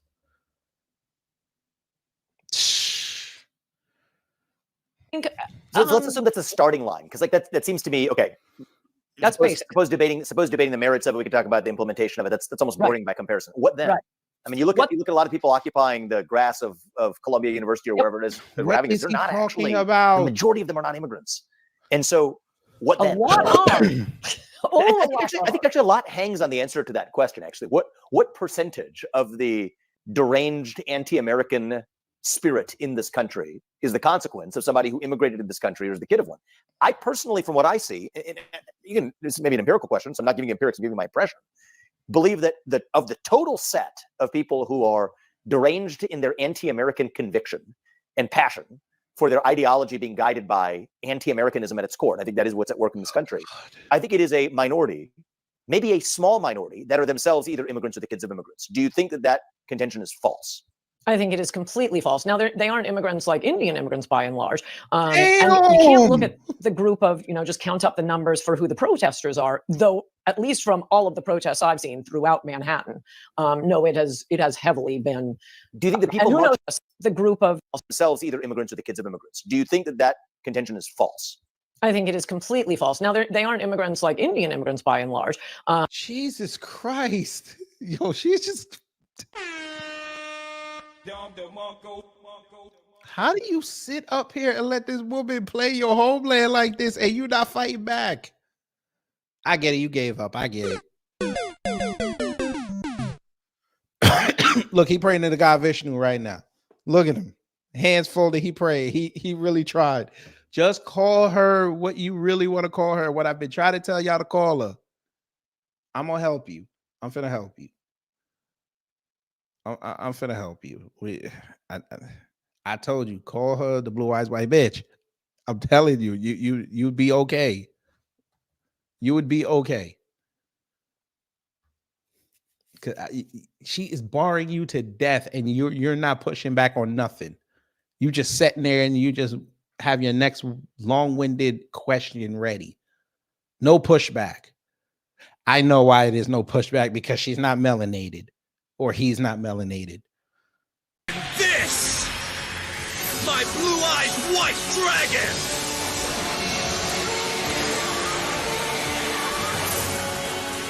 Now, Blue Eyes, attack his Exodia Necros.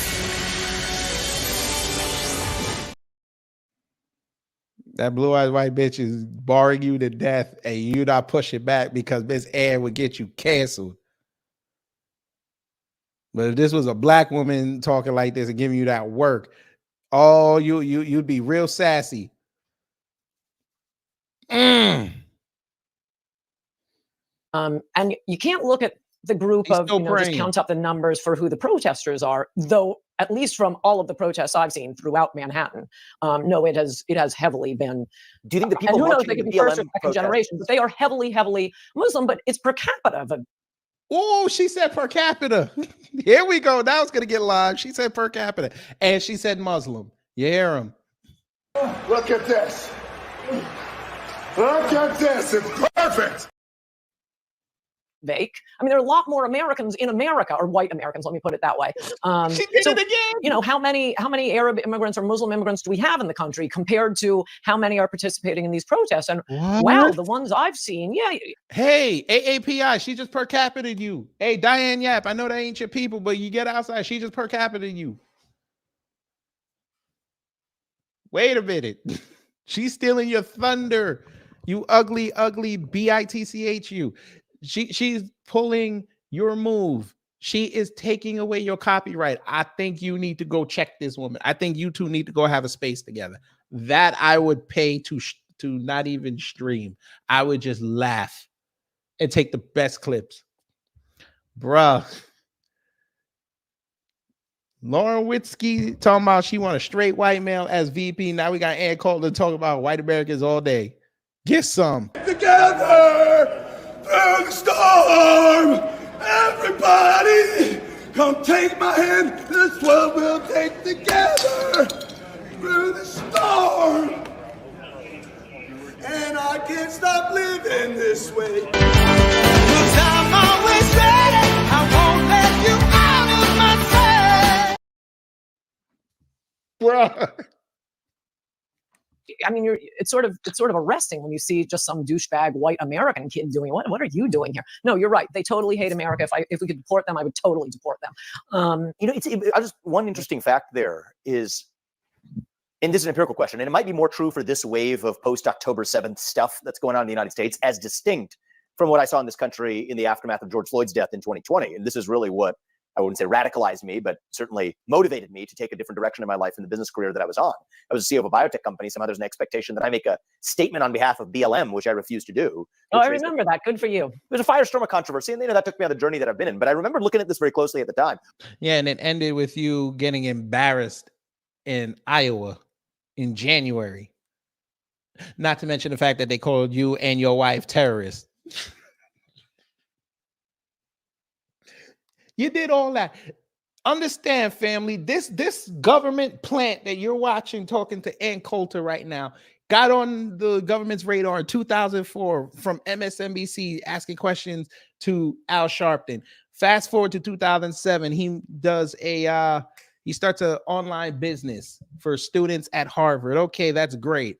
2011, he gets interviewed by the State Department for Span Magazine. Span Magazine, what is that? I know you never heard of it. I covered this. I'll cover it again for those who don't know. Span Magazine is a magazine that is supposed to bring US and India together. They interviewed him about that business he had 4 years ago. Moves up the chain to, lest we forget, the Soros Scholarship. We forgot about that. We almost skipped that.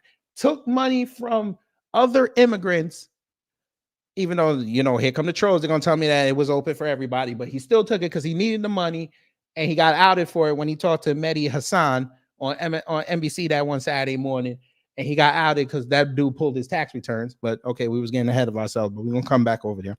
Did all that, became a farmer bro, made all that money. All his businesses failed or were in the red, but, let him tell it. Then he said, okay, I got to do a new career because this ain't going to work. Yeah, I got the money. So he started doing commentary for Fox News and Breitbart and all that. Had all these conservatives and Republicans saying he's the future of the party. You done heard it from the Coon Dance. He's the future of the Republicans. Okay. And everybody was listening to him. Goes on the Breakfast Club, acts an asshole. Everybody said Tesla was wrong. Okay, and I said, what did I say? I said within 60 days he's going to get exposed. Took 45. He got exposed. Got out the race. Nobody liked him no more. All the bots and the trolls left. Went in them debates. Had Chris Christie pull his card. Called him Chat GTP or whatever the hell it is. Chat GPT. And he's sitting there smiling, talking about, give me a hug. Went to the next debates. He did nothing. He even had the news try to cape for him, say that he was doing well. And then here we go. We get to Iowa. He loses. They call his wife and him a terrorist. And then he damn near cries on stage to drop out, and then goes under Trump's wing and gives him that big old Stephen from the Django type hug. That's basically his history, the last decade and a half. Or 20 years, if you want to count 2004. That's it. He's accomplished nothing. Oh, I forgot about the bullshit book that nobody's talking about anymore. Oh, Vivek, if you do see this, I want you in the comment thread to define woke, and don't go looking it up. I want you to define it from what you wrote. Continue. Who is actually showing up at these BLM protests across the country, the mostly peaceful protests that were somehow riots that were burning down cities? And I think that, push back on me if you see it differently, but I have some conviction of this. That was not in any sense of the word any majority or even significant plurality or even significant minority led by immigrants. These are self-hating people who have been in this country for generations, whether they're of black or white skin. The BLM riots in this country in the middle of COVID infested America, COVID policy invested America really in 2020 was really something that has very little to do with illegal migration or even legal migration, but something else of a national self-loathing that exists in this country. And so people going outside to protest what happened to Breonna Taylor, George Floyd, Ahmaud Arbery, that was self-loathing. Okay, that was self-loathing. Did y'all hear this, family? Tabernacle, you heard everything he just said. The people that went outside to protest, they did it for self-loathing reasons. And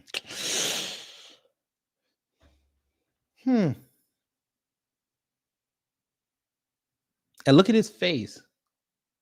See, when I want y'all to notice something that we've been telling you this. Me, Harvey, Torian, everybody's been telling y'all this in New Black Media. Whenever he talks about black people, he always got some mean fucking face on. The anti-black rhetoric just flies out of his mouth. No misunderstandings. He said what he said, and fuck you if you don't like it. But when Miss Ann or somebody come up in there and start talking that white stuff, he's sitting there praying, hands together, thank you, Jesus. AKA Cesar Borgia.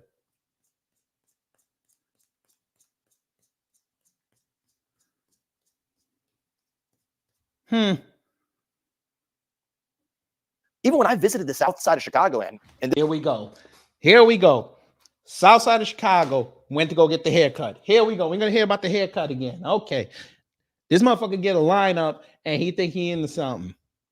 Boy, your hairline's fucked up. And I shouldn't talk about fucked up hairlines because my hairline fucked up too. Damn, he got a big forehead. I just noticed that. This is where I went to interface with people who don't agree with people like you and I. Oh, the kind of Lord. comments I got there were interesting, which was, these are people who are pushing me on my policies on racial reparations, which I'm dead set against in this country. Of Maybe there was course you are. And that's why you were never going to get in. I'm glad you said it again. I'm glad you're against racial reparations. I am so glad. I am so glad. And you see where that got you, sir. You see where that got you. Oh, I'm waiting for him to talk about when he went to Philly. I'm waiting for it. I'm sure he's going to mention in the next 2 minutes how he went to Philly. For racial reparations in 1866 or in 1870 at time of Reconstruction, but not in the year 2024. That has no place in America. I'm dead set against affirmative action of every kind. There you go. Mr. Affirmative Action, you got in too. Oops. You were an affirmative action entry into college, sir.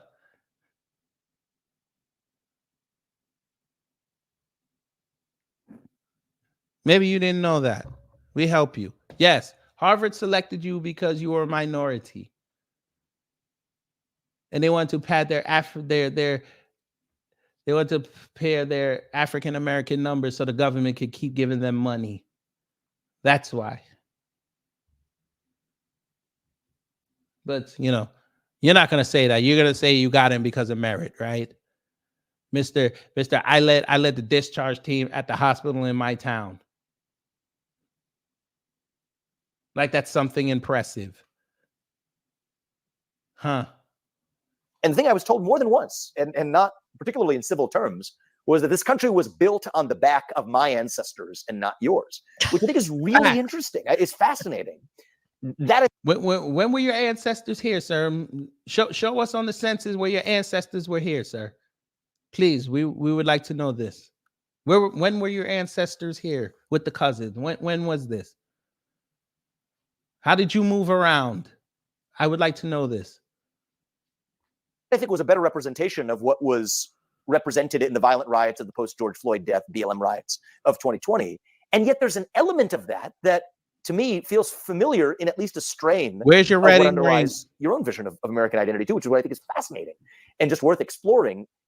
I don't think that BLM, you agree with me on the BLM piece, that the summer of 2020 was not immigrants. So you don't agree with me even on that? Well, I would never have said it was particularly immigrants, but there were two different groups. First, you had the, and I think it would often go Antifa, i.e. mentally ill white people, some immigrants. Actually, there were a fair number of immigrants, by the way. I don't know about the per You might be right capita about thing. that. I just give you my But impression. they are definitely, the main distinguishing feature wasn't immigrants or non-immigrants, it was mentally ill. That's the Antifa group.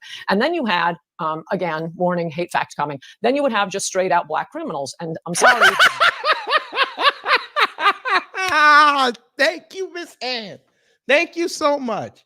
There you go. Hey, family, everybody that was black was out there was criminals. There you go. Okay. Everybody that was out there protesting that was black were criminals. Because this dumb, we're going to be nice because it's past 11 o'clock. This dumb cunt, she saw people breaking into Targets and all in stores and thought they were all black when every news organization proved that it was white folk and Latinos. It wasn't us. But, you know, let them tell it. Let them tell it. It's amazing. They saw that, and that dumb mammy who was outside talking about we burning down our own shit. You took that and thought that was only black people. You did no research. Well, guess what? The news media did the research, and they found out it wasn't us. That's why they didn't report it. They should still be talking about it 4 years later. How come they're not?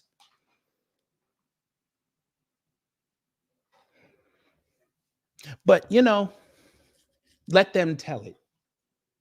They control the media and the media turned on them. That's what they're going to say. They're covering for black people. Because we know in this country, if they really proved that it was black people that were doing that, there would be black people being hauled into every jurisdiction's court in this country, locking black folks up. Oh, yes, Alicia Hall. PC was out there. Yes, they were. They were doing most of the damage, especially in Minnesota. They were the ones that burned down that police precinct. Wasn't us. When they started doing the extra shit, guess what black people did? Took their black asses home.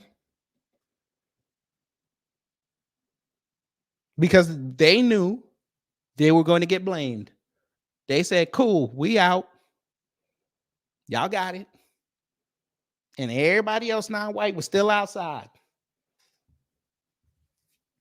What's the name of the cocksucker that was running around with the AR-15 when he shouldn't have had it? Who was that? Wasn't us. Who got shot and lost his arm? Wasn't us. Who tried to kill them 2 cops over there in Chicago? Wasn't us.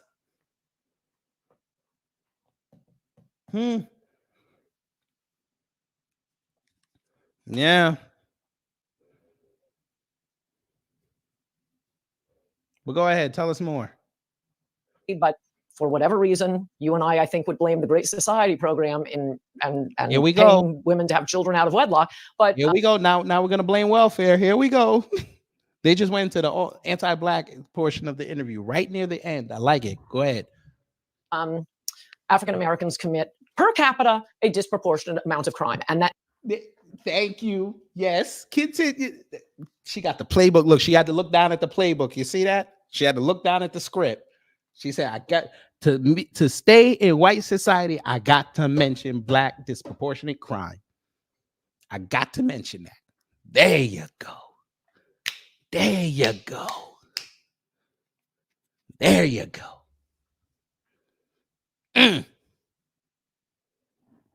Then you'd see them coming through and doing the looting. And that's bullshit, because the news and the FBI already confirmed that wasn't us. But good job.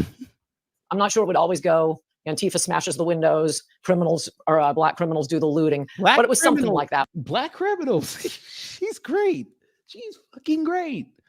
I can't imagine why she's not on TV as a pundit or hosting her own show on a nationally syndicated channel. I can't imagine why not. Most of the time, a fair number of the mentally ill ones, at least out in the Pacific Northwest, were definitely immigrants. Main distinguishing factor was mentally ill. And then what was the second thing you said? Oh, we built this country. No. The 1619 Project, slavery was such a drag on this country. Thank God the North won the Civil War, which of course. Oh man. Family, you have just seen in real time them rewriting history. Okay. So black people didn't build this country, right? What a difference 11 years make. Black people didn't build this country. Okay. All right. All right. The patent office would like a word with you, ma'am.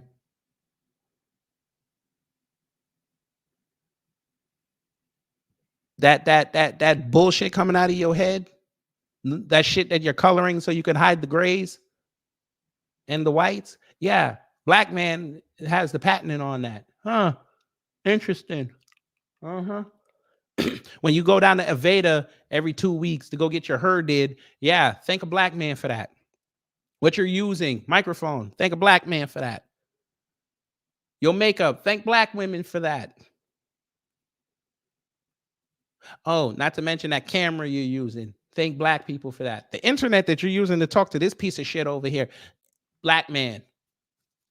Where you use your phone to write your bullshit tweets, thank black man. Yeah, we didn't build this country, right?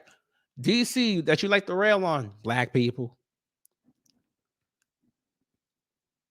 Modern capitalism. Ooh, white people gonna get mad at me. Watch the numbers drop after I say this, family. Modern capitalism was made by Black Wall Streets. Oh my God, here they come. Here they come. I'm gonna get hate comments. Here we go. And they're gonna be real witty with it too. This is what I'm gonna tell them when I see them real witty comments. Who the hell told you tonight was open mic night, bitch? Every single one. Watch. Continue. Of course they were going to. I mean, it's like Israel versus Gaza right now. Not that I'm comparing Southerners to these bloodthirsty Hamas types. Hey, South, she just compared y'all to Israel. All right. But the South was incredibly backwards, and it was backwards because of slavery, much in the same way cheap illegal alien labor or cheap foreign labor is holding America back now. Instead of using more AI, instead of farmers learning to use robotics, no, let's just farm the way we did in 1880. We have all this cheap labor. So they're bringing it in. They make money short term, but it's a disaster for the country long term. The South was so far backwards, so much. Really, and I'm glad you said that. Did you think that the South is so backwards? Explain this to us, though. Now, this could be true. This might be fake. You want to explain, since the South is so backwards, why you have a house in Florida? You want to explain that to us? Since the South is so backwards, it's so backwards that this should not be called Seabreeze Avenue. This should be called Avenue Seabreeze or Breeze Sea Avenue, because the South is so backwards.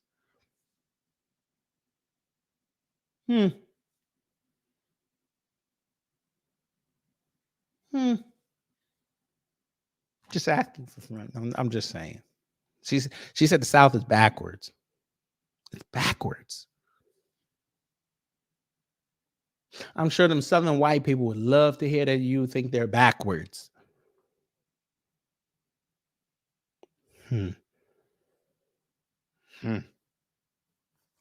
Behind the North. Of course the North was going to win. The North was, ma'am, the North was not going to win. I love how you think that. The North was not going to win.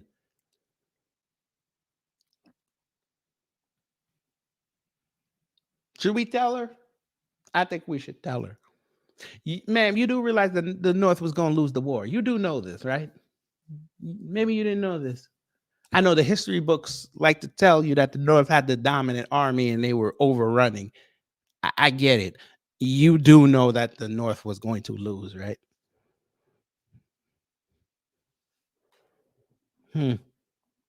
But, a little bit of research would have told you that. They were ready to go march on the North.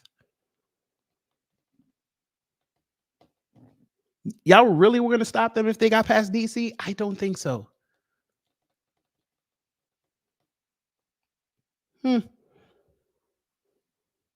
Those backwards assholes were giving you that work. Pennsylvania. Did you forget about that? Huh? Okay.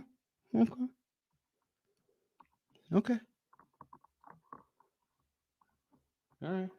North so great, you had a bunch of assholes. Never mind. We're not even gonna go there. Never mind. Y'all so great. The North was so great, they couldn't even get slavery right up there. Lord, I said it. Lord, I said it. Y'all need the South to teach them up north how to run some slaves.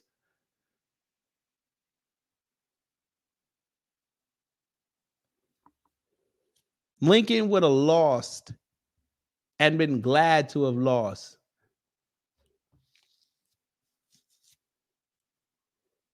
As long as he didn't have to make Negroes full citizens. But that's okay. That's okay.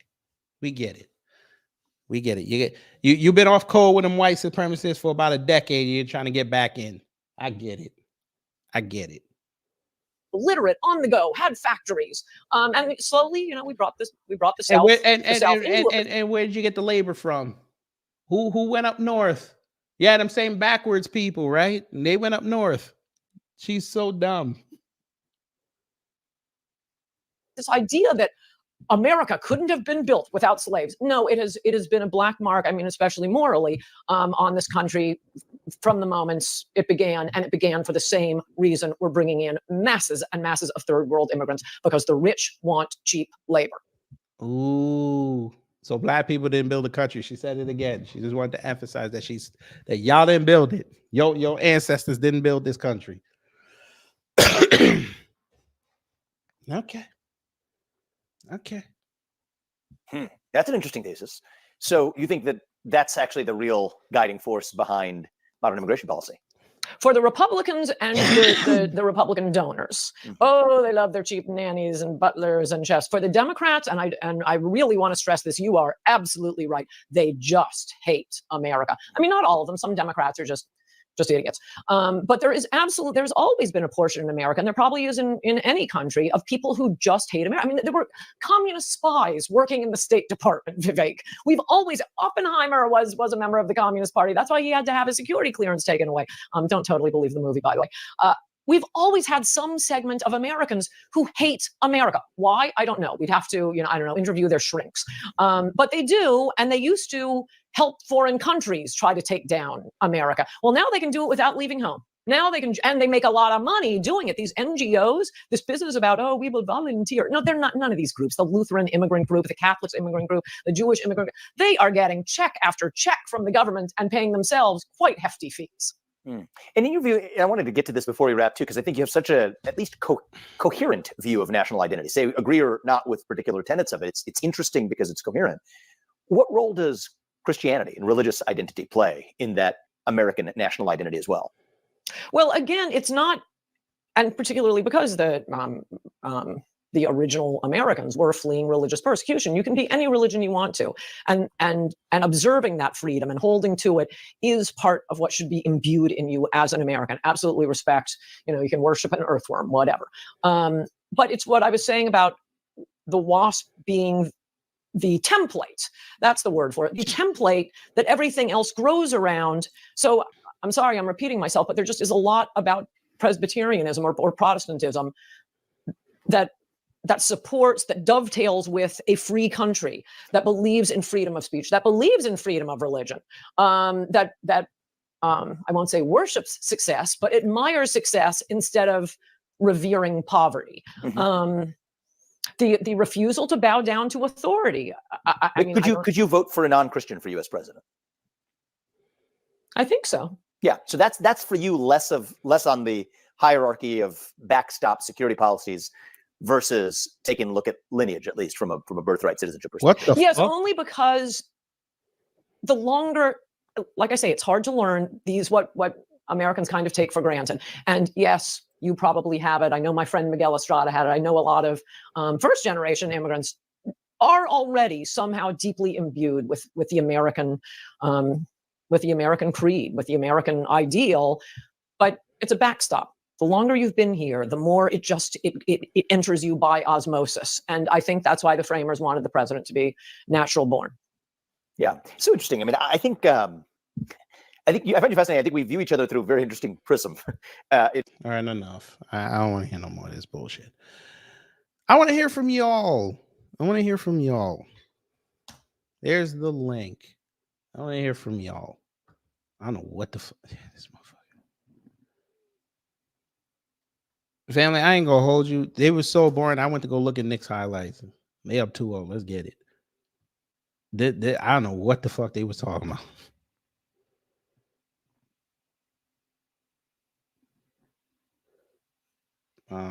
I'm just right now just going into the actual live stream and just gonna pin the link. I don't know what the hell are you talking about? Where is Jesus? All right, it's pinned. Let's see. All right, we got our first person up on the dais. Who cares? Yes, sir. I feel like I lost brain cells over the last 50 minutes and over the last hour, over the last almost 2 hours. Pa for the corpse. With these two. And thank you. And see, I want y'all to understand what Ann just did. This is the type of anti-black racist that we like to see. Yes, sir. One that's not going to hold back. We don't have to try to scoop through and try to figure out who they are and what they're all about. And we got to question if they are, if they aren't. No, we don't have to question anything about Ann. We've been known about her. She's been on the radar for a long minute now. But if you didn't know anything about Ann Coulter before tonight, you know all about her from this so-called interview. You see that bullshit wasp smile she got on her face? You see that? I don't know how many times she said it in this video. I counted 6. And the thing is, you didn't even finish it, so it was like, what, 15 minutes left? So she could have said I don't it even a want to couple hear more it. times. I don't even want to hear it. Definitely understandable. Oh my but yeah, this is but then you look at this and you're like, what in the world? Like, was Jimmy J.J. Walker laid up with that? It was easy interracial sexual access. Very easy. They both had to been down on their luck. They had to. You know how that song says, "Found love in a hopeless place." Like the song says. Yes. I think that applies to them. What, purgatory? Yes. In limbo somewhere.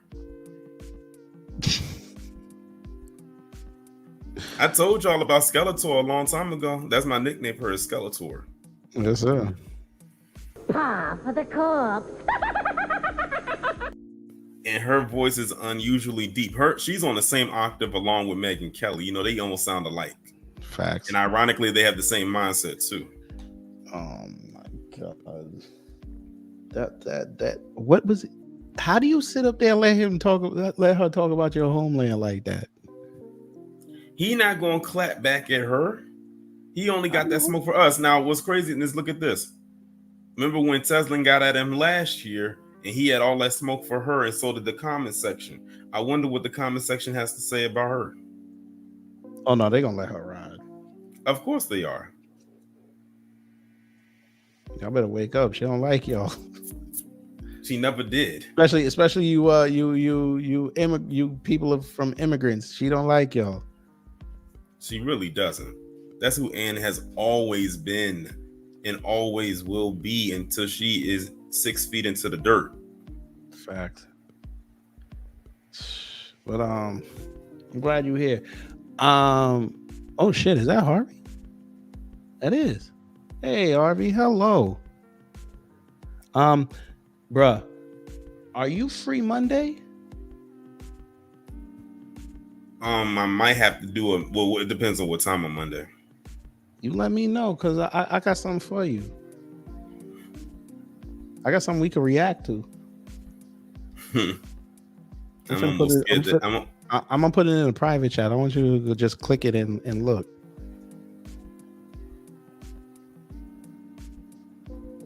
Oh, let me mute myself right quick. Yeah. But family, what do you rate this quote unquote interview? 1, it was bullshit. Or 5, it was enlightening. I just saw it. So there's like an interview. Yeah, don't say who it is. I won't say who it is, but I don't think it warranted 2.5 hours. Facts. And the only reason why I think I'm gonna react to it is because I saw the clip that they put online. Bruh. Mm-hmm. If it's like that, we might have to do it. I hope if it's a roast, then I'm definitely all for it. Yeah, I'm gonna have to watch it first just to see if it is. Mm-hmm.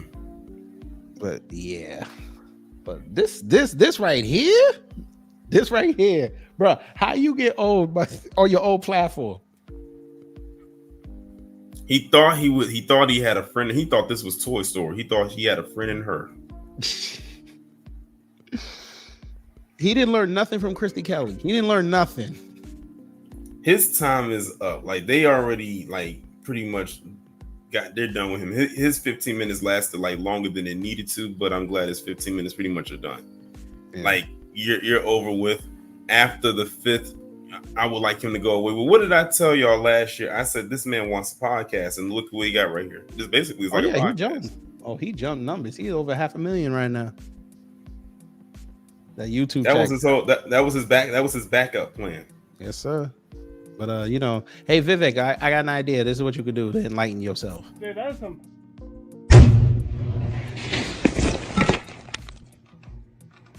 You're done. You're done. Guess so.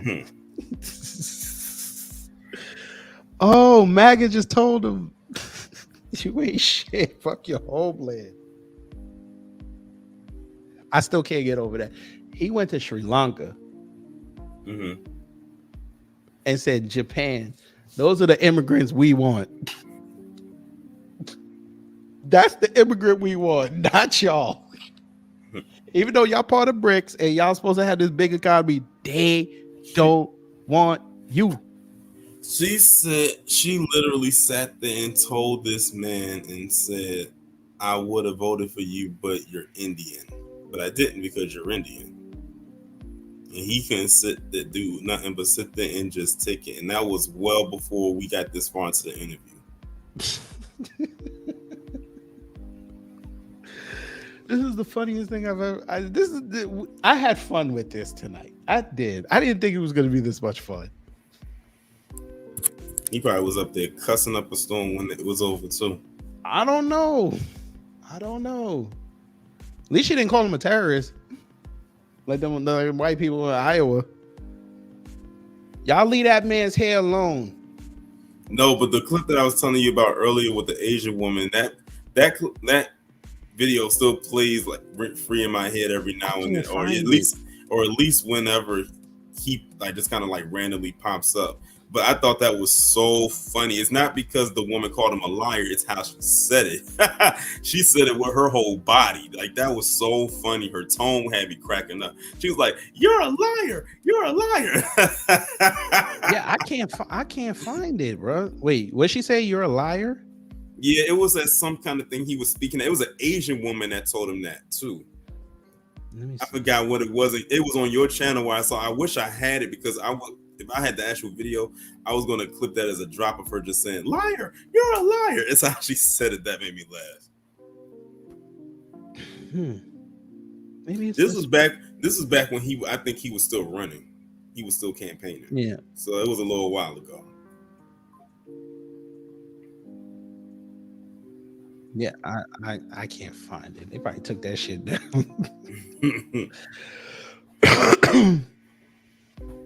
Damn. Yeah, and then I'm glad he stopped trying to sing "Lose Yourself." You saw that he said "lose," right? I was like, "Uh-oh, he's about to have a flashback that cease and desist."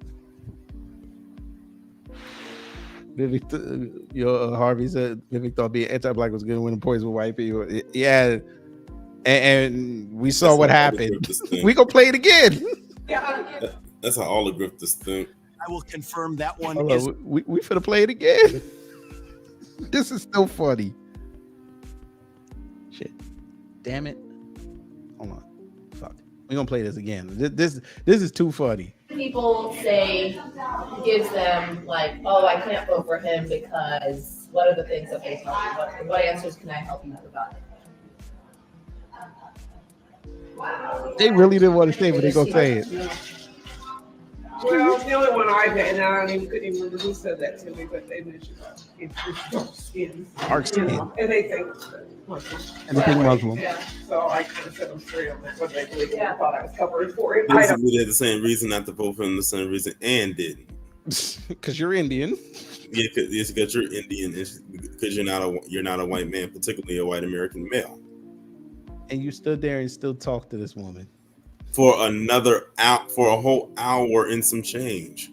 Yes, sir. And he ain't gonna say nothing about it. He ain't gonna have none of his supporters go and attack her like they did Tesla.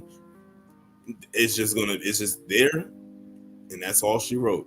That's all she wrote. That was a beautiful piece of tape. I want to hear that again.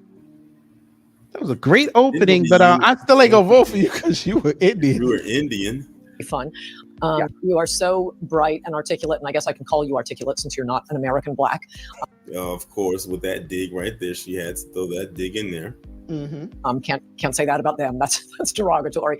And that was a great opening segment. Lots of things to talk about there. Oh, and I agreed with many things you said during, in fact, probably more than most other candidates when you were running for president. But I still would not have voted for you because you're an Indian. And you still she basically told him right to his face that you're gonna have some of the best policies in the world, even something that could have directly benefited me. But I cannot bring myself to get off code and vote for you because you're not white. And that's how many of them think. They will literally go against their own interests just because of race. Look at Charlie Kirk, man. That man all being a whole gypsy over on X right now, screaming about everything is anti-white, looking like a fool and sounding like one too. Yeah. But anything else, brother? Nah, that was pretty much it. All right. And shout out to you with the Nat Turner video today. Oh, I appreciate it. I knew that was the one a lot of people was waiting for. Like when I first announced I was doing this series, I knew the Nat Turner one was going to be the one that people was really, really looking for. We getting down to the home stretch. Like, there's only a couple more left. We should be done with the series, maybe at the most the first week of June, maybe. So Cool. We ain't got that much left. You know that true crime. You got to put in Mary Kay Letourneau, right? I actually added her to the list. I have so many. Lined, I think I probably got over 20. Nice. So and so far we only done like 3. So The next one, like I said, the next one won't be this Sunday because that's Mother's Day. So the next one will be the week after that. Yeah. The 19th, I believe, is the 19th. All right. All right. Well, thanks for allowing me to come up here and speak briefly about Badge Neck. Okay, Badge Neck. That's a new one. All right. Yes, sir. Pa for the corpse. Don P, hello. Don P, hello. All right, while he getting situated, Coulter ain't no joke. What up? Hey, yo, what up, kid? Hello. So I see that you up here talking about whoreface. That's what I'm gonna call him, whoreface. Whoreface Swami.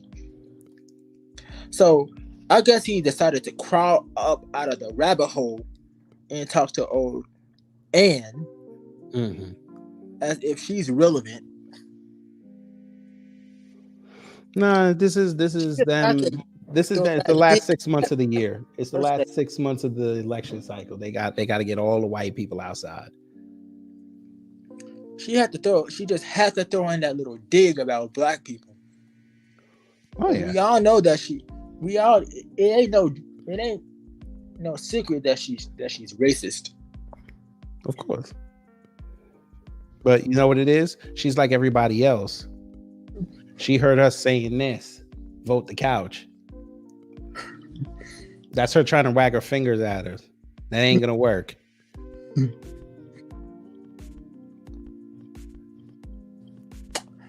Well, just like I always say, I wonder if old Ann is gonna vote for Donald again, since he ain't built that wall that she wanted. She ain't gonna vote for Biden. If she had her druthers, she might vote for RFK just to fuck with people. Oh, Robert F. Kennedy Jr.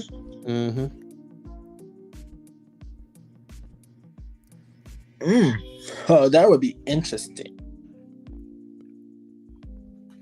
Wouldn't it? But what got me is when she called old whoreface articulate. That's what got me.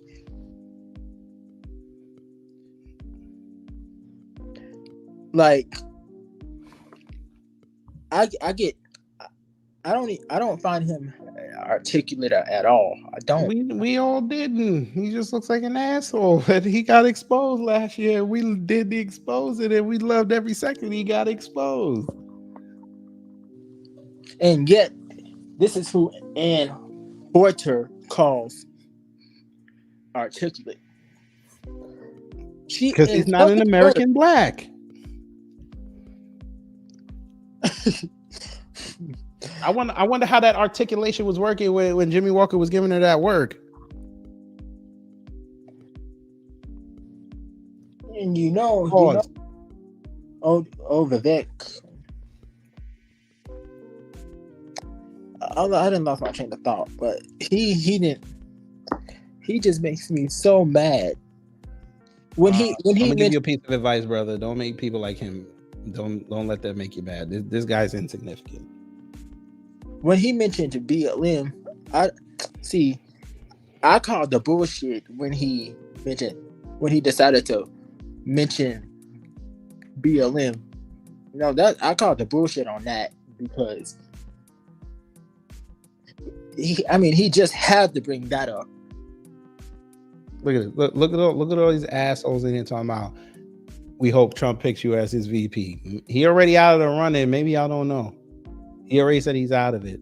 There's only 4 people on there. All right. Vivek would be a piece of shit as a vice president anyway. And Trump really don't like Vivek like that. I doubt it. No, he don't. Trump is self-centered.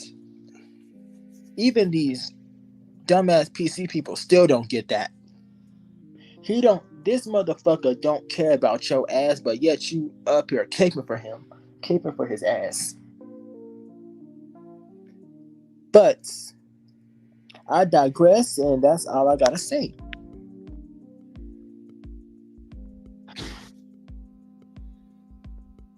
Look at this. Look at this number PC up in here. Look at it, man. Must be nice. Oh, you want him president in 28? Okay, yeah, all right.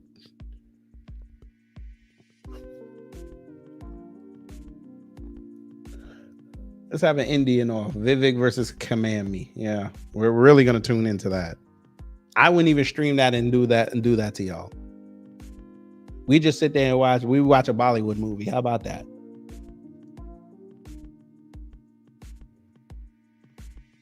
But anyway, let's see. Don, is your thing working now?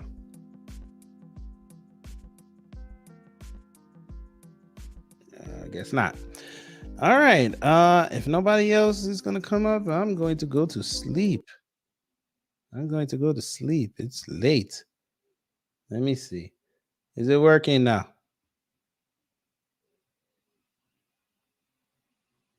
I don't hear you.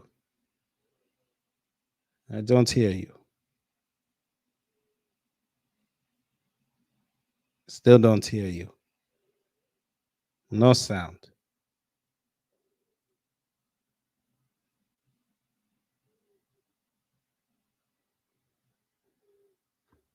Yes, you're right, Shebrew Copper. She is Borat. You are right.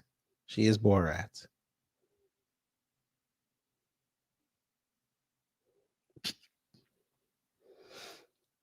I think I should do it one more time. Oh, I probably closed it. Shit. I think I closed it. Damn it. I did. Okay, we can just do this real quick.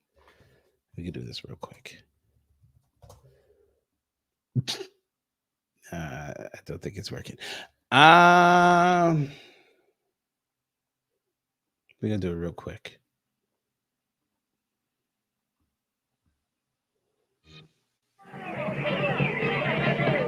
Get some.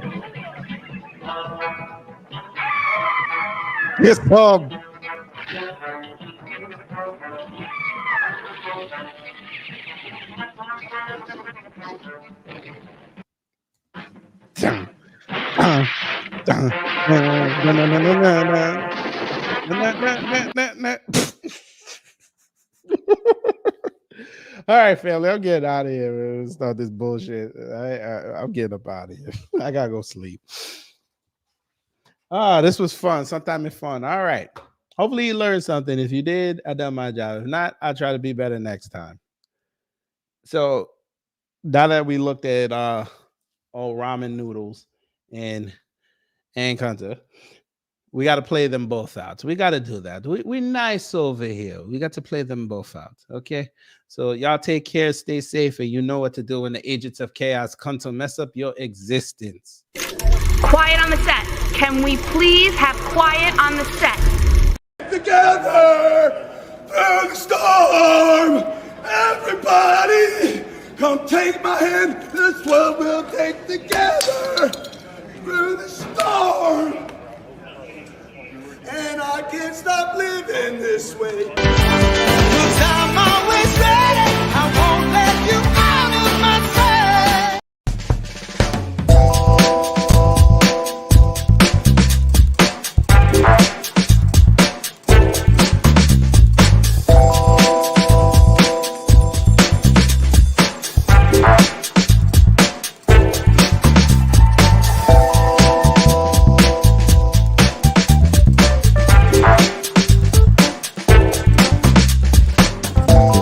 At the end of the day got to end.